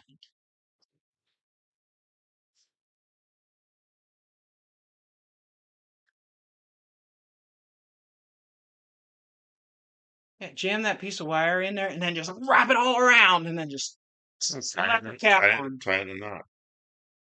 Oh, I mean, it's supposed to be back. It's troll bait. what are you gonna do then? You're supposed to put a cotter pin in here, but man, I can't find them. And then you're sitting there and it's there. So if you don't have a cotter pin, stick this piece of wire in, pull it all the way through, and make sure you tie it in a good knot. Gotta find a good old rusty nail. I don't know. If you were to stick this to this, is it too short? It's too short. Yeah, why'd you cut it all off? I don't know why I cut it too It short. looked all tattered and garbage. That's exactly what we want. Cut it off twice and still too damn short. He wants to do it nice. Duct tape. Wrap it in duct tape. Quack, quack. Oh my gosh. That will never hold. This, It'll be worth it for duct tape. you stick this through there and you tie it in a knot. Okay. I don't know. This whole thing's pretty silly. I've watched farmers do some weird stuff. When I was in Ohio, I saw a farmer had an old tractor. I don't know what it was. It was leaking oil like crazy. And he had a big old pan underneath with baling wire holding the pan, four corners held up with baling wire. And when that pan would start getting full, he'd take the baling wire off and he'd pour that oil back in the engine and put the pan back on there. And all the dirt and wheat and everything else in the engine. Well, I mean, I have a channel too. I can do shorts for me. Yeah, you're not putting this on my channel.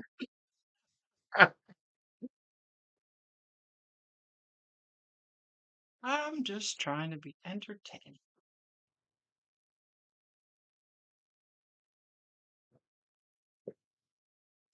Yeah, I remember. Left it in there.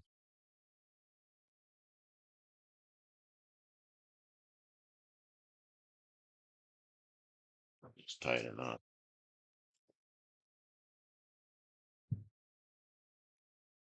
What you doing now?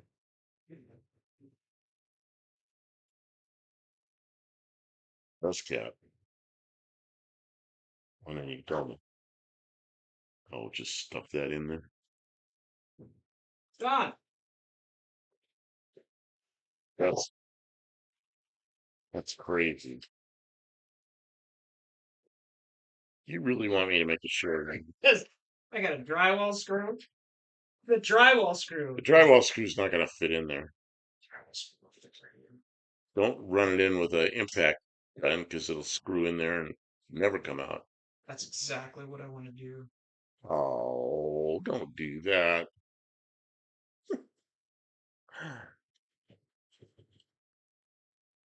Bondo. Bondo! No. Red Art!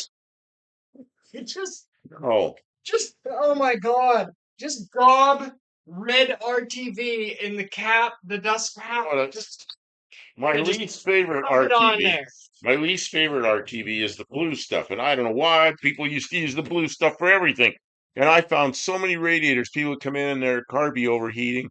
I'd look in there and I'd see all these little pieces of blue RTV sticking up out of the tubes. I'd pop the tank off and pull all the RTV out of the radiator and clean it all up and put it back in there. But what had happened is they'd done something in the engine, like a water pump or something.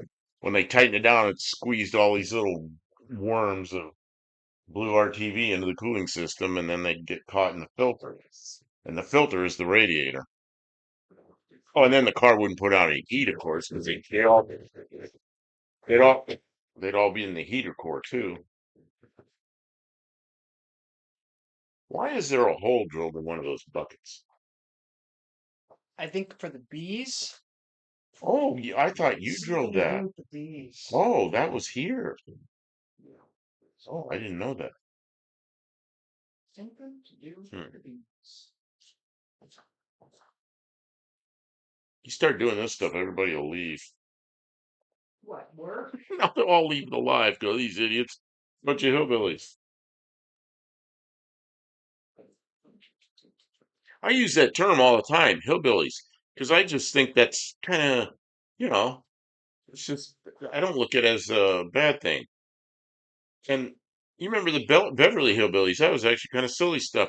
But then I was going to use it, and it was considered as a derogatory term on YouTube. And I'm like, what?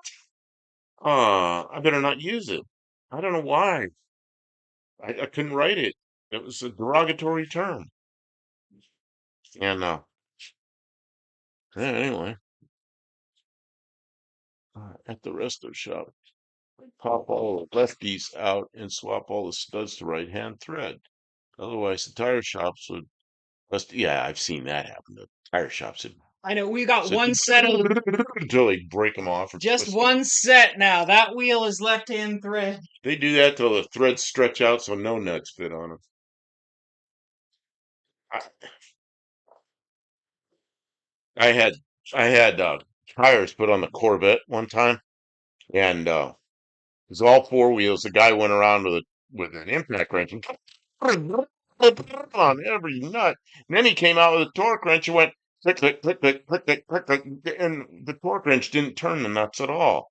I went, hey man, that's not right. He goes, oh, they're tight enough. I go, no, they're way too tight. So he didn't want to do anything, so I pulled it out in the parking lot, and I don't know how much it hurt the studs. I torqued them properly, but always kind of worried about them because I'm sure they had the shit stretched out of them somewhere.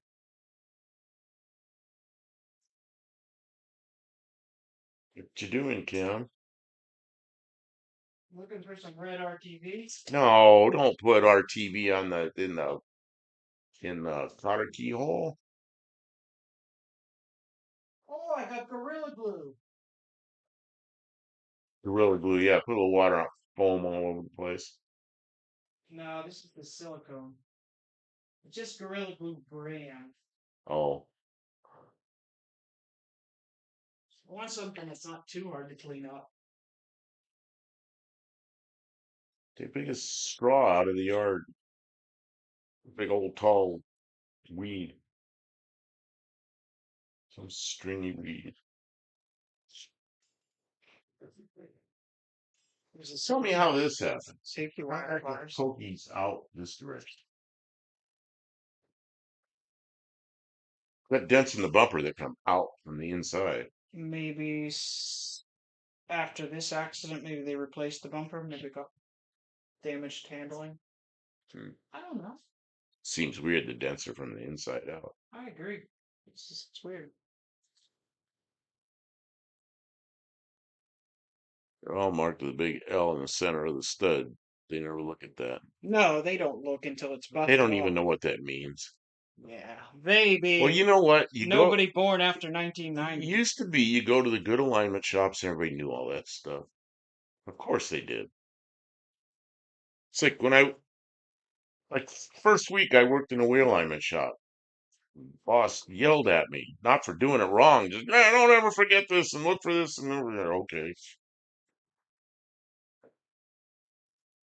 He's kind of JB a, Weld. he was kind of rough. JB Weld would work.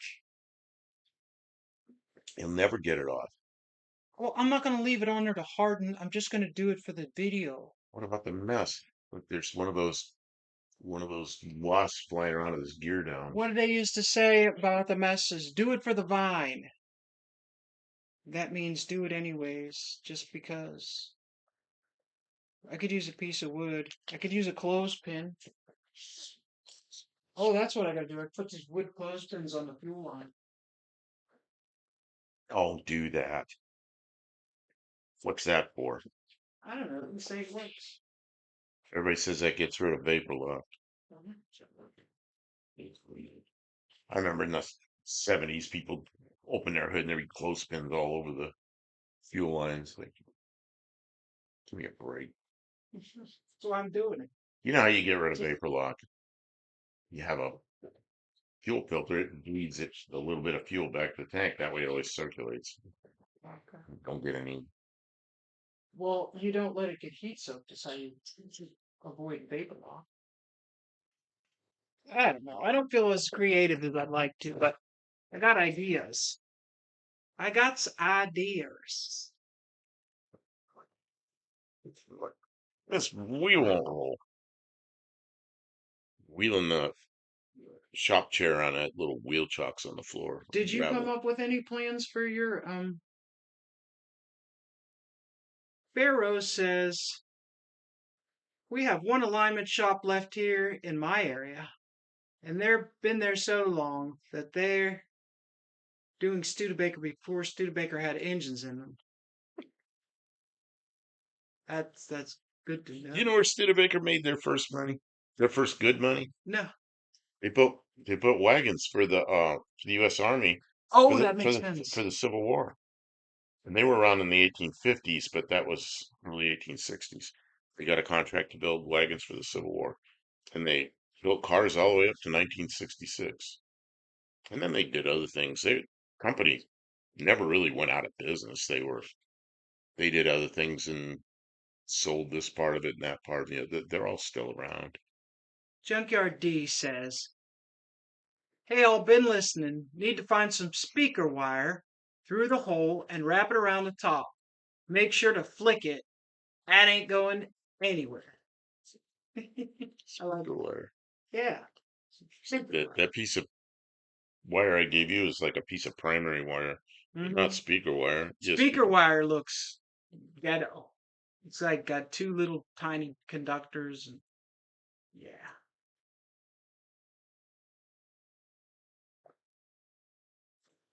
Oh, maybe I should get some wire that's all the way stripped. Stranded copper wire that doesn't have any insulator on. That I had some of that around. It was like a piece of Romex that I stripped apart. sketchy. Piece of Romex that I stripped. That's the piece I gave you. Make Was one on the front that looks just like it. I cut it off that piece. Okay, well, I'm gonna use. So yeah, there's some Romex around here that I pulled apart. Mm-hmm. Remember when I was looking for a piece of grounding wire? Yeah, Why are you gonna strip it? because I think it looks more sketchy if you strip all the stuff off of it. I want it to look sketchy. Maybe I shouldn't do that. Maybe I'm being. Oh, you're gonna strip the whole thing. Oh, jeez. That's stranded wire. That's exactly what I want. I want it to look really stupid. Are you gonna twist that up or what? Yeah, I'm gonna twist it. Mhm. Let's put a cotter pin in it. There's no troll food in cotter pins. Hang on. I mean, who do you want to come in? Maybe what's that guy's name up there in Massachusetts, right on the edge of Rhode Island? Uncle Brian. Uncle Brian, they'll come and tell us we did it wrong. John Garlics doesn't put cotter pins in like that. We That's don't what he have always says. Don Garlits. Don Don Garlits. Garlics. There I'm didn't friends with Don Garlits. wasn't Don Garlics just on he was on with somebody. Did you see it? I don't know. The guy who has the truck with the mixed up boss. You know, I just found another tool. is it a This is crimper for ends on a network cable crimpers? telephones. Yeah, that's exactly what it is. Like I telephones have a and like set of those over in the house. yeah. Do you know how to use these? I don't even know why I have them. I just gonna use them or something, but I don't know how to use them right. I absolutely do know how to use them. You have to put the right colored wires in the right things, and then then you crimp it, and then you I can figured you had to do it right. RJ45 crimper. But there's one for the 4 leads and one for the 6 leads. Pepperidge Farm remembers Andy Wood. Thank you, Bear Rose. Oh, it's Andy Wood? So, did anybody see the short I just put up where I was smearing nickel anti-seize on my wheels, and the title to the video was something like uh re chrome plating at home or something like that. And it was so false. It was so easily seen as being something funny. Oh, a paper clip would be a good one. I don't even know where we have any paper clips around here. Probably in the junk drawer back at the house. Yeah, there's paper clips. Oh, there's probably have Oops, this has got to be dropping all stuff. bent up. I don't want it to look nice. Here, look. I've got a piece of old copper wire, and it's all stick that in there. Stick that in there and just wrap it around. Is I got a tachometer in here. that a tachometer? That's not. That's one of those things that goes on an airplane. Oh, it's manifold pressure. It's not a tachometer. It's a bad one. See, it's for a twin engine airplane. It's got two needles and they should be right on top of each other. But just, I don't know. There's probably some way to adjust that. Whatever it is, it's not, certainly not certified now.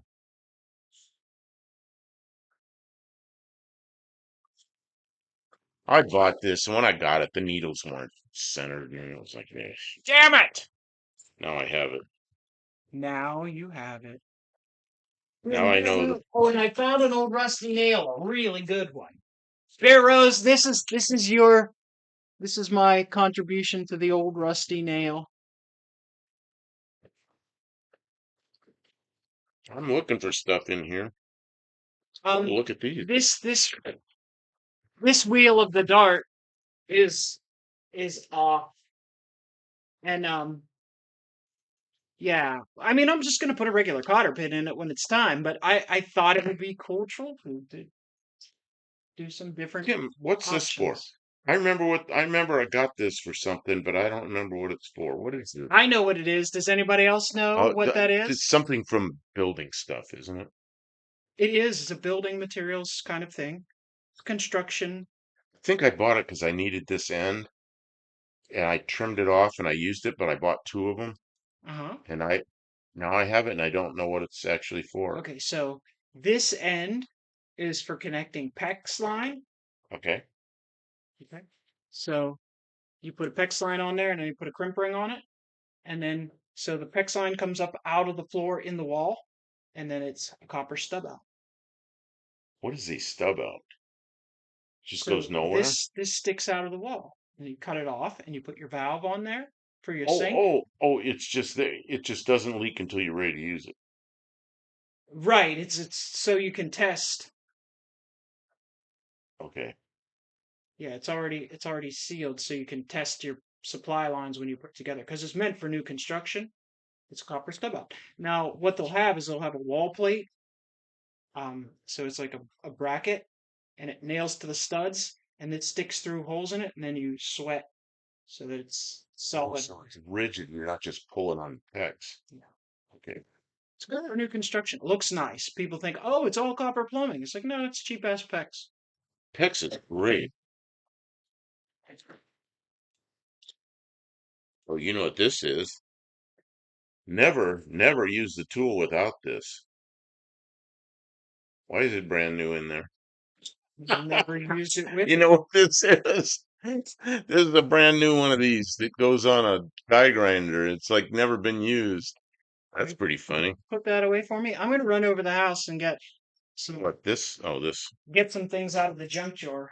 You're going to the house, I'll be right back. leaving me here to hold down the fort. There it is. I don't know where this goes. It goes in here somewhere. Here's where it goes. Yeah, I know. I just like pulling every drawer open.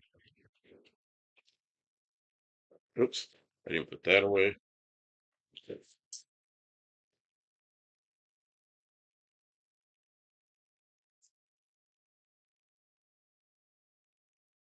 And these. Does anybody know what these are? These guys. Somebody will know what these are. Barrows probably knows what these are. And they open up. They open up like this. Got a whole bag of them, all different sizes.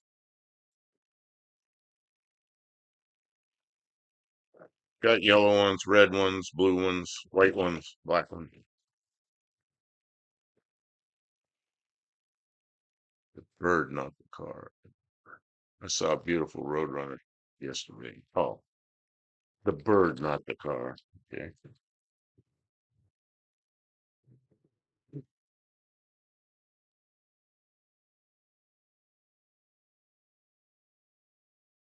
Now all these cotter pins, and she's gonna put a nail in.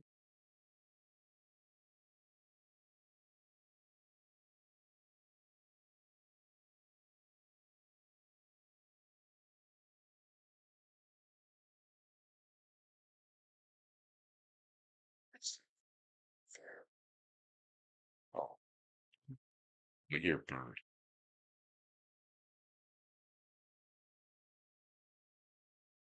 I don't know what to say. She's got me all messed up with this Sticking something in where the cotter key's supposed to go.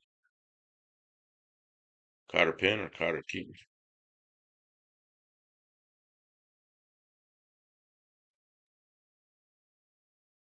Looking at all the tools I have.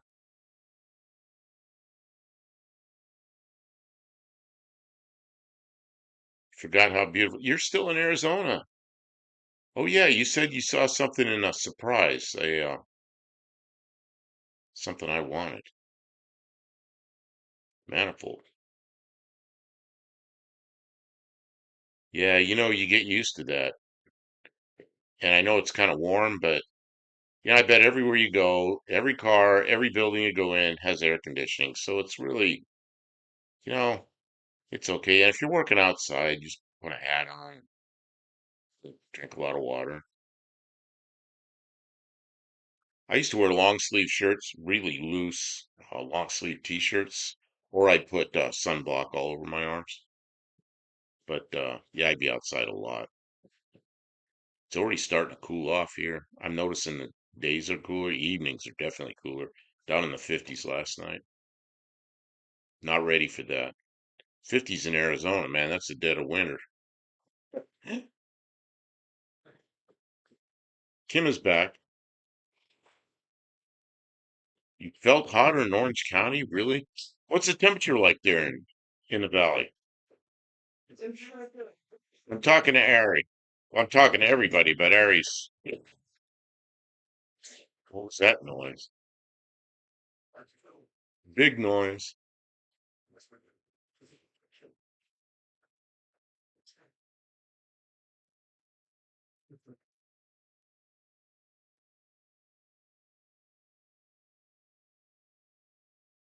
On the radar TV? Hey, Ari, I think it's Friday nights, Saturday nights. There is a place over in Scottsdale called oh, I can't think of the name of it. Giant parking lot where they have like everybody brings their cars. It's like a big car show. Uh, what's the name of that place? You never been there, you wouldn't know. The I'll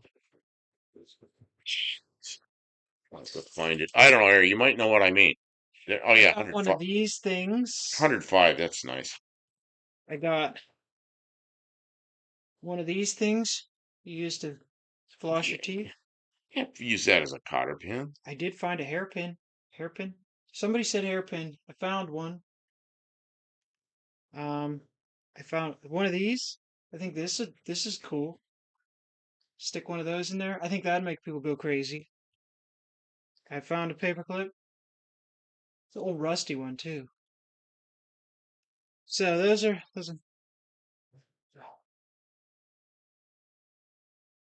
Oh, I do like a big men's t-shirt. That is kind of what I'm wearing tonight. That's what you're wearing tonight. Yeah. So what? Yeah. What's that place called? What's that place called? The Harry, you know about this?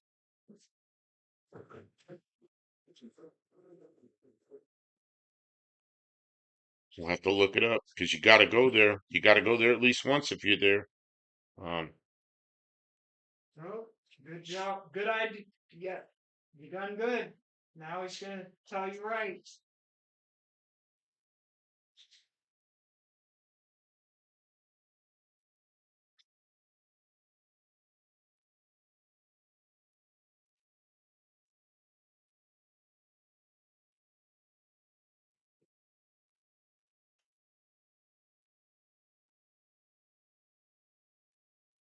oh, we're gonna have big expensive ones.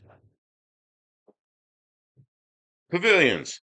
Look it up, Ari. Find the pavilions. It's a big old shopping center, and you go there, and they're just like rows of Mustangs, rows of Camaros, rows of rat rods, like everything you can think of. And it's every I think it's Saturday nights.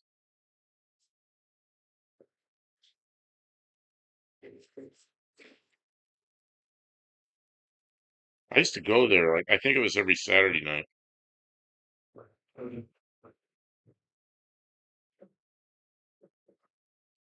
Oh, where's this? Where's the? I'm looking for the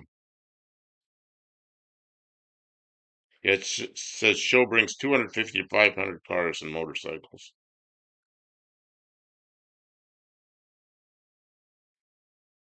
Every Saturday, 4 p.m. to 8 p.m. on the northeast side of the property. Of course, you go in any side of that property, you're going to see it. Um, it's just a great car show because people just drive in. It's one of those things where people just drive in, and they show their cars. Find the Pavilion's car show while you're there on Saturday.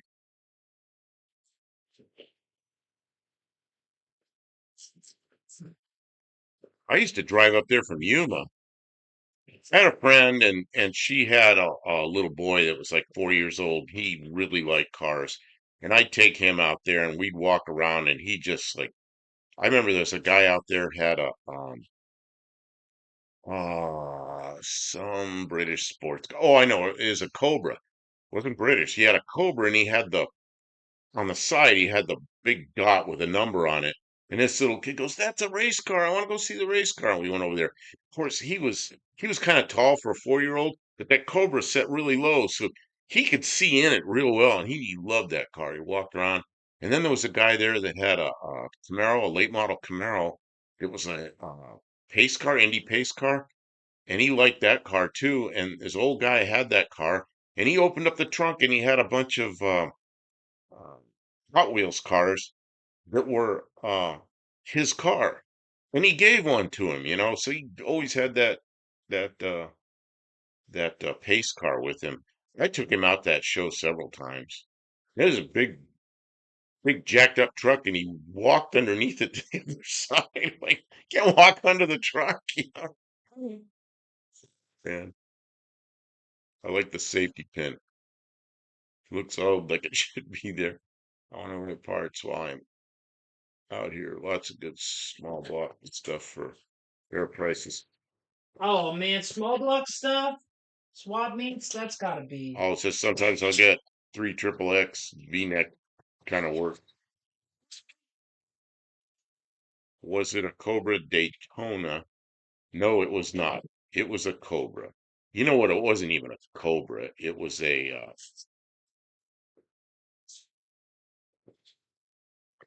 one of the fiberglass ones. Factory five. It was probably a factory five one with a I don't remember what engine it was. I'm thinking it was probably an FE engine, but could have been something else. So he has a little kid, 4 years old, just and it's a single mom, and she the whole story behind this. But anyway, he just loved cars. I was in the car one time driving along, and he was in the back seat. We're up front, and I hear him back there, and we went like from one kind of pavement to another in the cars. Yeah, you're just driving along, and then you hear the tires go. "Brr." They made a different noise, and he goes, "You know what that is? That's road noise. That's road noise." I think, man, where do you learn this from?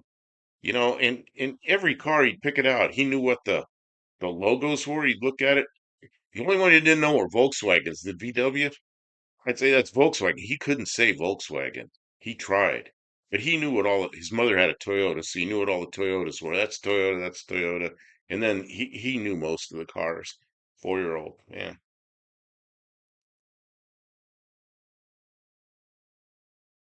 I could put a safety pin in once. Crown nut back. No way. It's about people. LS swap everything. I can afford small block Chevys and the Vortex again. Support the LS swappers as much as you can. Oh, I see. Yeah, and that's what I have now. As a teenager, small block Chevys what all the cool guys had, and I had Fords. But now I have small block Chevys because I can get stuff cheap, and they work well. Like nothing wrong with them. And what I really like about the Chevrolets is ever since 1955, the bell housings have been the same. And maybe the LSs aren't, but there's enough the same where they almost bolt up. So all those engines, all the six cylinders, all the V8s, including the 409s and the 348s and the other style, the 396s, uh, the Pontiac Iron Dukes. All of them bolt up to the same transmissions. What could be better? Unlike Ford's has 289s from two different years have two different bell housings. Just tear your hair out with that. Okay. I remember 289 Fords is trying to sell one to a buddy or trade something, and the first question is it a 5 bolt or 6 bolt? He said, "Ah, All right, we're gonna try some stuff. she's gonna do a short." We're gonna try and do a short. I got this really close right here. Oh shoot! I gotta be on the sideways because it's a short. You got the camera on back and forthy instead of an up and down. Ponderous. This is different than I was intending.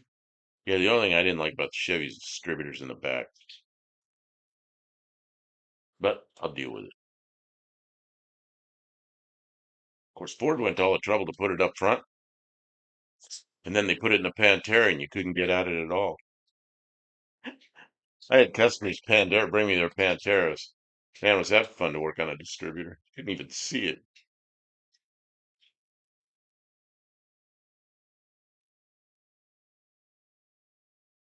How many bell housing bolt patterns did Ford use?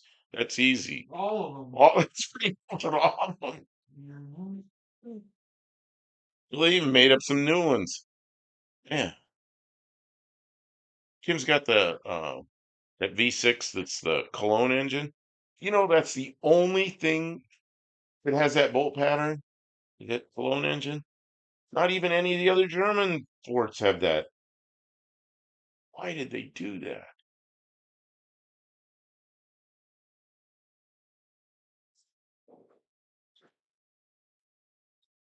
This is stupid. She's over there trying to set up. This is stupid. It's a bit of a pain. I always ran the 6-cylinder, so the distributor is much more accessible than a small block. Yeah, that's the one thing I don't like about the small block Chevy is the distributors in the back. And then you get the big distributors like the HEIs, and you got old Chevrolet and the conflict with the windshield wiper motor or something, or even maybe even the firewall. It was something. A friend of mine had a 55, or I think it was a 55 Chevy, and he'd step on the gas, he broke a motor mount, and it'd break the distributor cap because of that little area back there in the firewall. I'm trying to remember exactly what happened there, but it was some kind of deal like that that would break the distributor cap.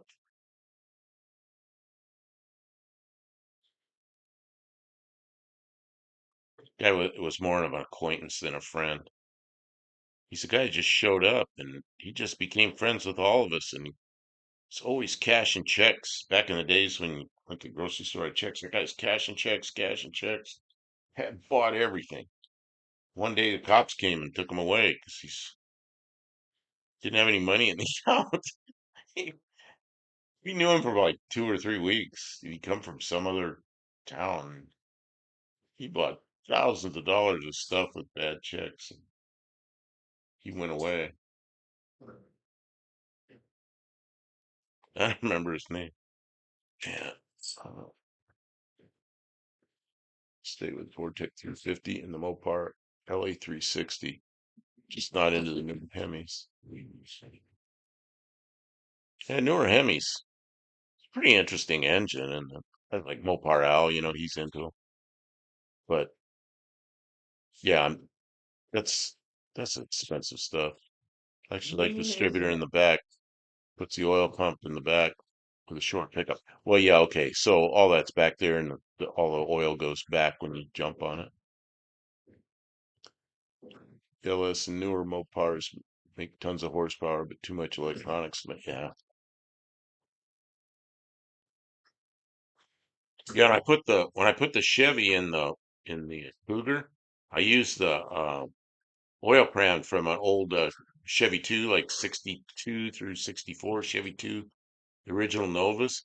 They had the a backwards pan and the pickup was up front. So I had to use an oil pump and a pickup tube and the oil pan for a Chevy 2 or Nova, early Nova in the Cougar, so the pan would be in the sump would be in the right location. Mopar guys will know once you tighten up your Mopar guys will know once you tighten up your spindle nut, it never lines up with your castle nut. But they were smart enough to index. So if you turn it one notch, turn it another notch, now it's perfect.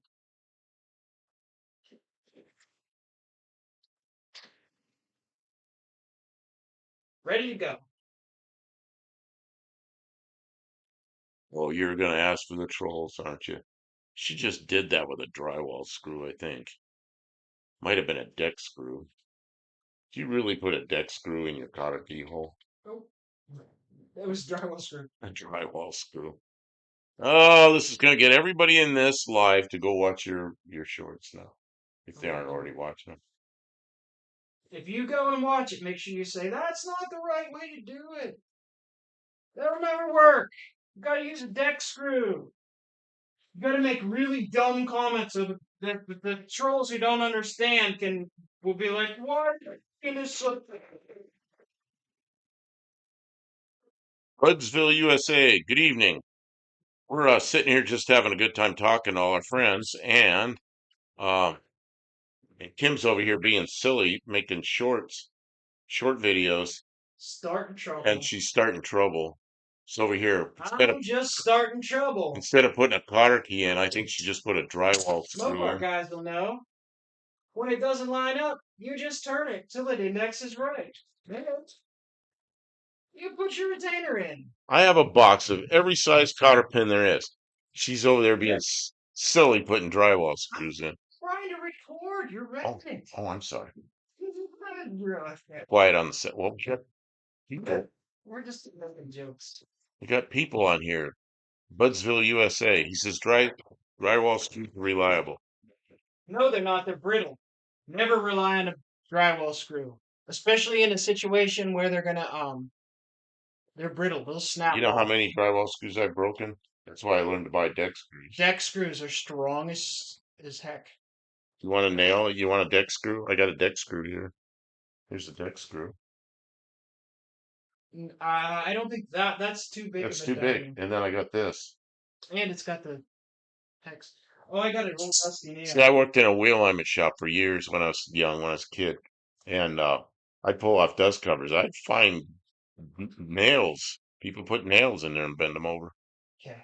That's All right, let me get this one. quite unsaid. Let me see if this will go through. Oh, this darn it, Barrows, that old rusty nail's too darn big. We're gonna try and do it anyways. All right, you got it tightened up, but it doesn't line up. That's all right. They manufactured it to index, so you can just turn it until it lines up perfect. There we go. Now we just insert our retainer.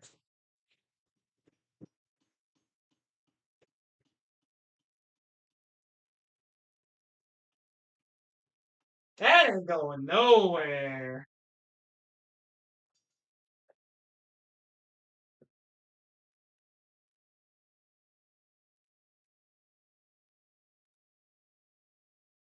You got it there? Yeah. Oh. Now I gotta figure out how to get Budsville, USA says all screws break to a point. That's why bridges can't use screws.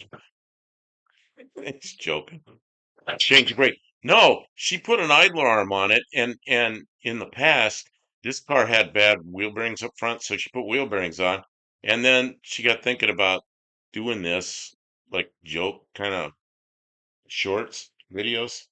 So she pulled the dust cap off, and she's being silly, is what she's doing. this one goes. She's gonna get demonetized. All right, we got it tight, right where it needs to be to spec, but it doesn't line up. That's all right. We'll just.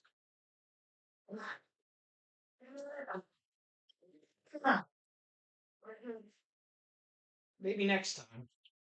That red RTV is bad. She's trying to put red RTV on the spindle nut bolted on, I think and that red. it's all solidified in the tube. It's already solidified.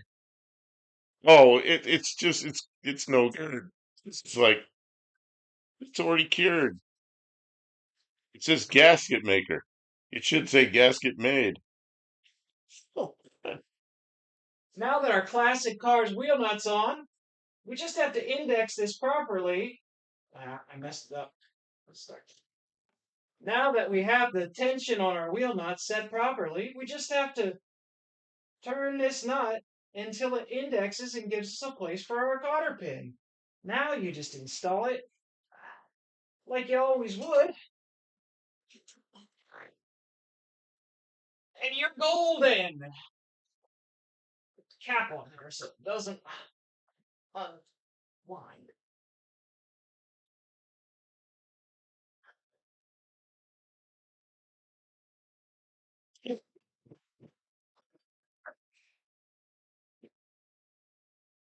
Okay. okay. People love short videos. Yeah, I've learned that. I put up like about 80 something of them in the last 3 months, and it's amazing. Um, Pharaoh says that'll never work. You're gonna kill someone.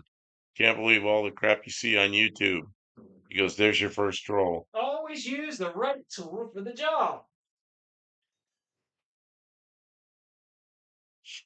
Can't believe you're doing that. You're gonna get sued because somebody will do that. They'll blame you. I'm recording here. Oh, I thought you. Never stop. I'm making like 18 videos like Well, yeah, but all I day. gotta speak to our people here, Okay. and Okay. you're like our friends are like, I gotta shut up for like an hour. But Okay. they know I'm trolling. All right. Now that you've got your classic Mopar wheel nut set to the right torque, you'll notice that the hole doesn't line up. Just index it one more, and there you go. Now you put your safety retainer in there, cap her off,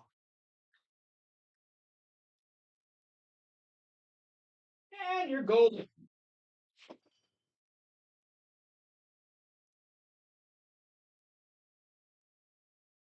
How can I trust anything she says if she's gonna do that? Quiet on the set. That's right. Quiet on the set. Man. We don't need no stinking cotter pin. Just use whatever you got. I've seen a lot of nails through the years. Can't get this to go in there right. What the? My God.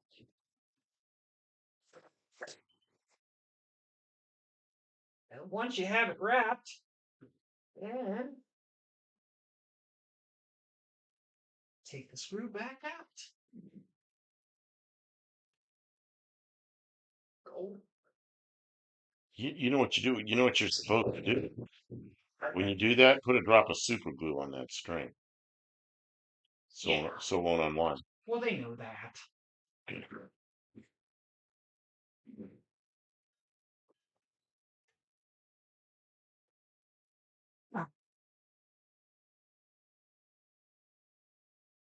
And some distributor wrench. Tim pulled that out of my old toolbox that I've had for many, many years that the mice got into. And that's just kind of been sitting there, and I've got to take it all apart and clean it, repaint it. It'll make a good toolbox again. Mopar guys will And know. she pulled that wrench out of there. Silence! Mopar guys will know. Once your nuts straight, you don't need a castle if you got a big enough nail. You're golden. Now we gotta figure out how to get the tire off.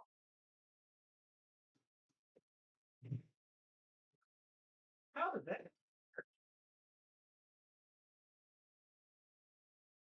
We're gonna do that big screw again because that was pretty. Tell me when you're recording so I can. Okay, I'm about to record. Mopar guys will know. Once you get that to the right tightness, this never lines up. But that's okay. You just index it again until it's perfect.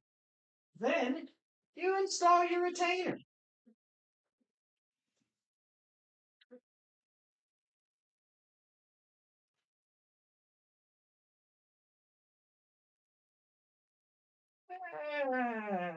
That wasn't doing anything anyways. Okay. Walk area.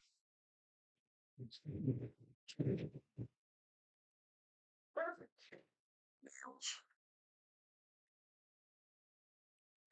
Did you turn it off? Yeah. Okay, so I can speak. Tell me quiet on the set or something when you're recording, so I don't mess up here. Okay. You're good. I think that's all pretty silly stuff. Oh, I got more stuff over there. Like your cotter pins or these. I don't know how you'd ever use that. I don't know. That and that would work. That kind of bobby pin will work. I don't know about that uh, dental floss thing.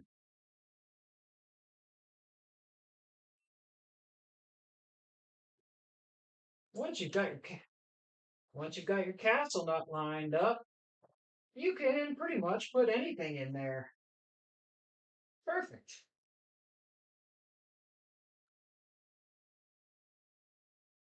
Now that my nut is tight, now that my retainer is tight, castle nut can line up. Now that my retainer, no, not retainer. Now that it's tight, this castle nut, no, it does line up perfectly, of course. Now that it's now that it's tight, castle doesn't line up. That's okay. It's made to turn until it indexes perfectly. And you can now insert your retainer.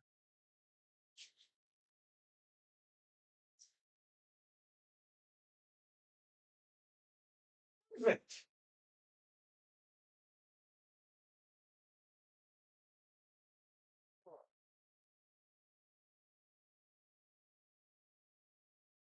Out of there. Reload it, spin the hub as you tighten it until it grabs. Back off to the closest hole. You know what? It's not a castle nut. It's just a flat nut, and it's got one of those pressed steel things with all little tabs on it. So you can move it around a lot of positions until it lines up. So you can get the adjustment on the nut really the way you want it. Fords and Chryslers had these. Ah, one of those would be funny. Okay, Kim, there's another thing. See that tool and that hose clamp right there? Okay. You could put that on just on the spindle You so can't because that hose clamps way too small. it's too small. Okay, Find another so one. that won't work. I have another toast one. No. Okay, if you get the Chinese ones, that driver won't work. That might work. I don't think it will.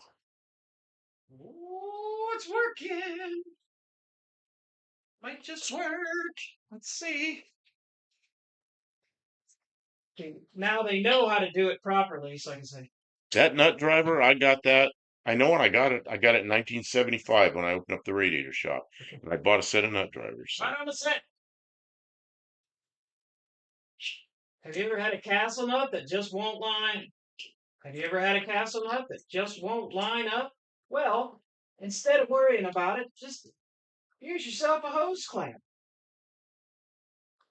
Subscribe to my channel for more great automotive tips. Okay, that's terrific. I love it. I love it. People don't understand that I'm lying, faking, pulling their leg. Well, then they're just not our kind of viewers. That's what I'm trying to say. That's what I'm saying. They're not our kind of viewers. You get some attorney watching that, and then he'll go do Oh, it man. just so he can sue you. Just so he can sue. What a son of a bitch.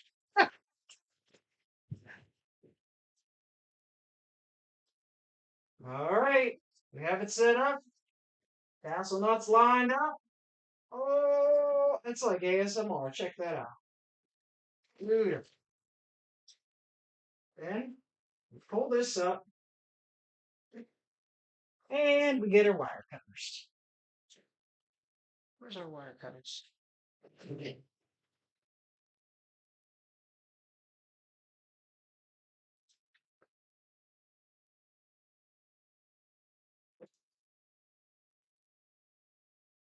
There. Happy now? You can look at that. All right. Still make those. They still make those. Never had one of those. Okay, what did I miss? My dad had one of those nail guns back in the 60s. The nail gun. Used 22 blanks. Oh yeah, we had one of those. My dad built an office in the garage, and he put the bottom, what do we call the bottom plate down with a bang with 22 shells. Put the nails in right into the concrete. Worked great.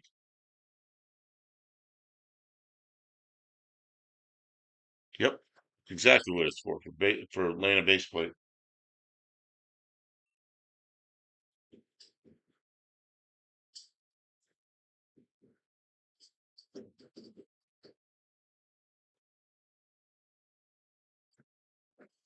All right. Where is the. May I speak or am I like I don't know what I'm supposed to do. No talking. Hey, You got to tell me when you're going to do that. They're big shell dirty hairy 40. No, they were little 22s. A 22 will drive a nail right into a piece of concrete. It'll do it quite well. You ever used one of those? You're going to use a staple gun? Don't hurt my staple gun. I don't think it works. That's a very good staple gun. And You don't need to worry. try not to put a staple into you.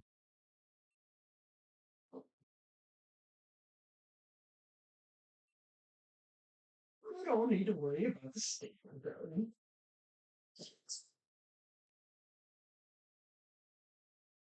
What's the stuff? What did you do? Squeeze it too hard?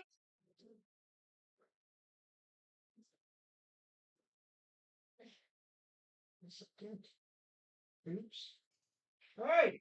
Now that your wheel is ready to go, you gotta find alignment on your castle nut by changing the index. And once it's on, you can use these hand power tools. Perfect.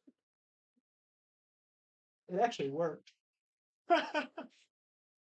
Oh, I thought those were cut off 32s with just the primer. Well, there were probably different brands. I know the ones my father used were 22s. Did you see that? That actually worked. No, where'd the staple go? It went right in there. Went in the hole? What did it do? It held the tab from turning or moving Right in there. It's this staple out of the staple gun. It shot right in the hole, and it was like I don't know if you could see it. bent. I don't know if you could see it. It, It worked. it was perfect.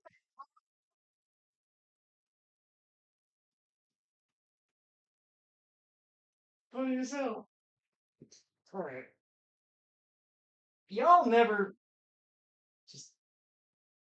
This one isn't air powered. It's electric.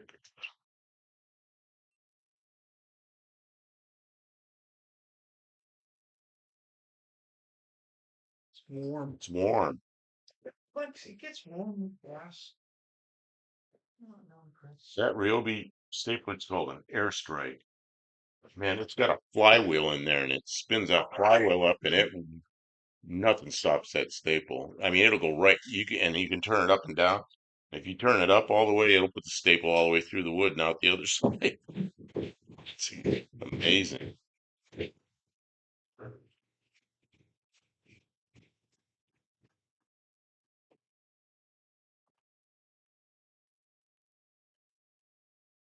You're shorts for 3 days. Shorts, 3 days. You got any shorts ideas? I'm here. I'm available to help you with You're shorts. available to help me with shorts. Yep. Can you put this back? It's kind of warm. Is it warm out here? Or am I having a hot No, flash? it's you're having a hot flash. Stupid minutes. What a dumb thing to do to somebody. I'm looking for tools I could do something on.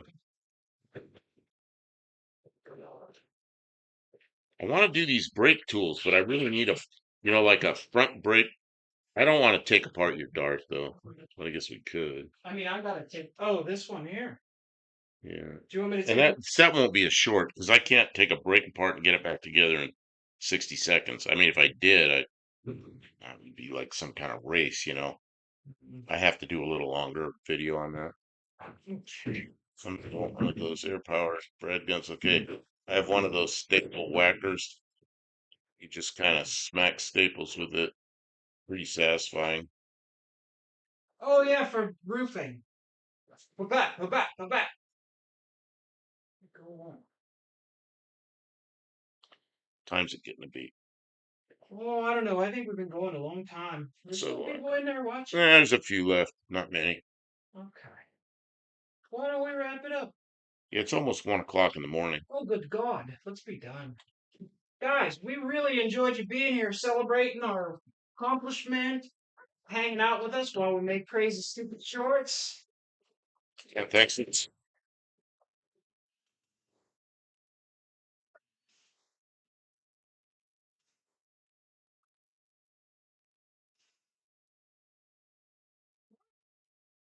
Thank you for the super chats. Oh, man, yes. Oh, Oh, I'm so sorry. gotta be careful. You get hit with a jack handle. Live gotta be heads up. Guess that nail gun wouldn't be good for. No, it'd go all the way through the drywall. Tim, we got a piece of drywall here, don't we? Oh, yeah. Where's that staple gun? I got it turned way down.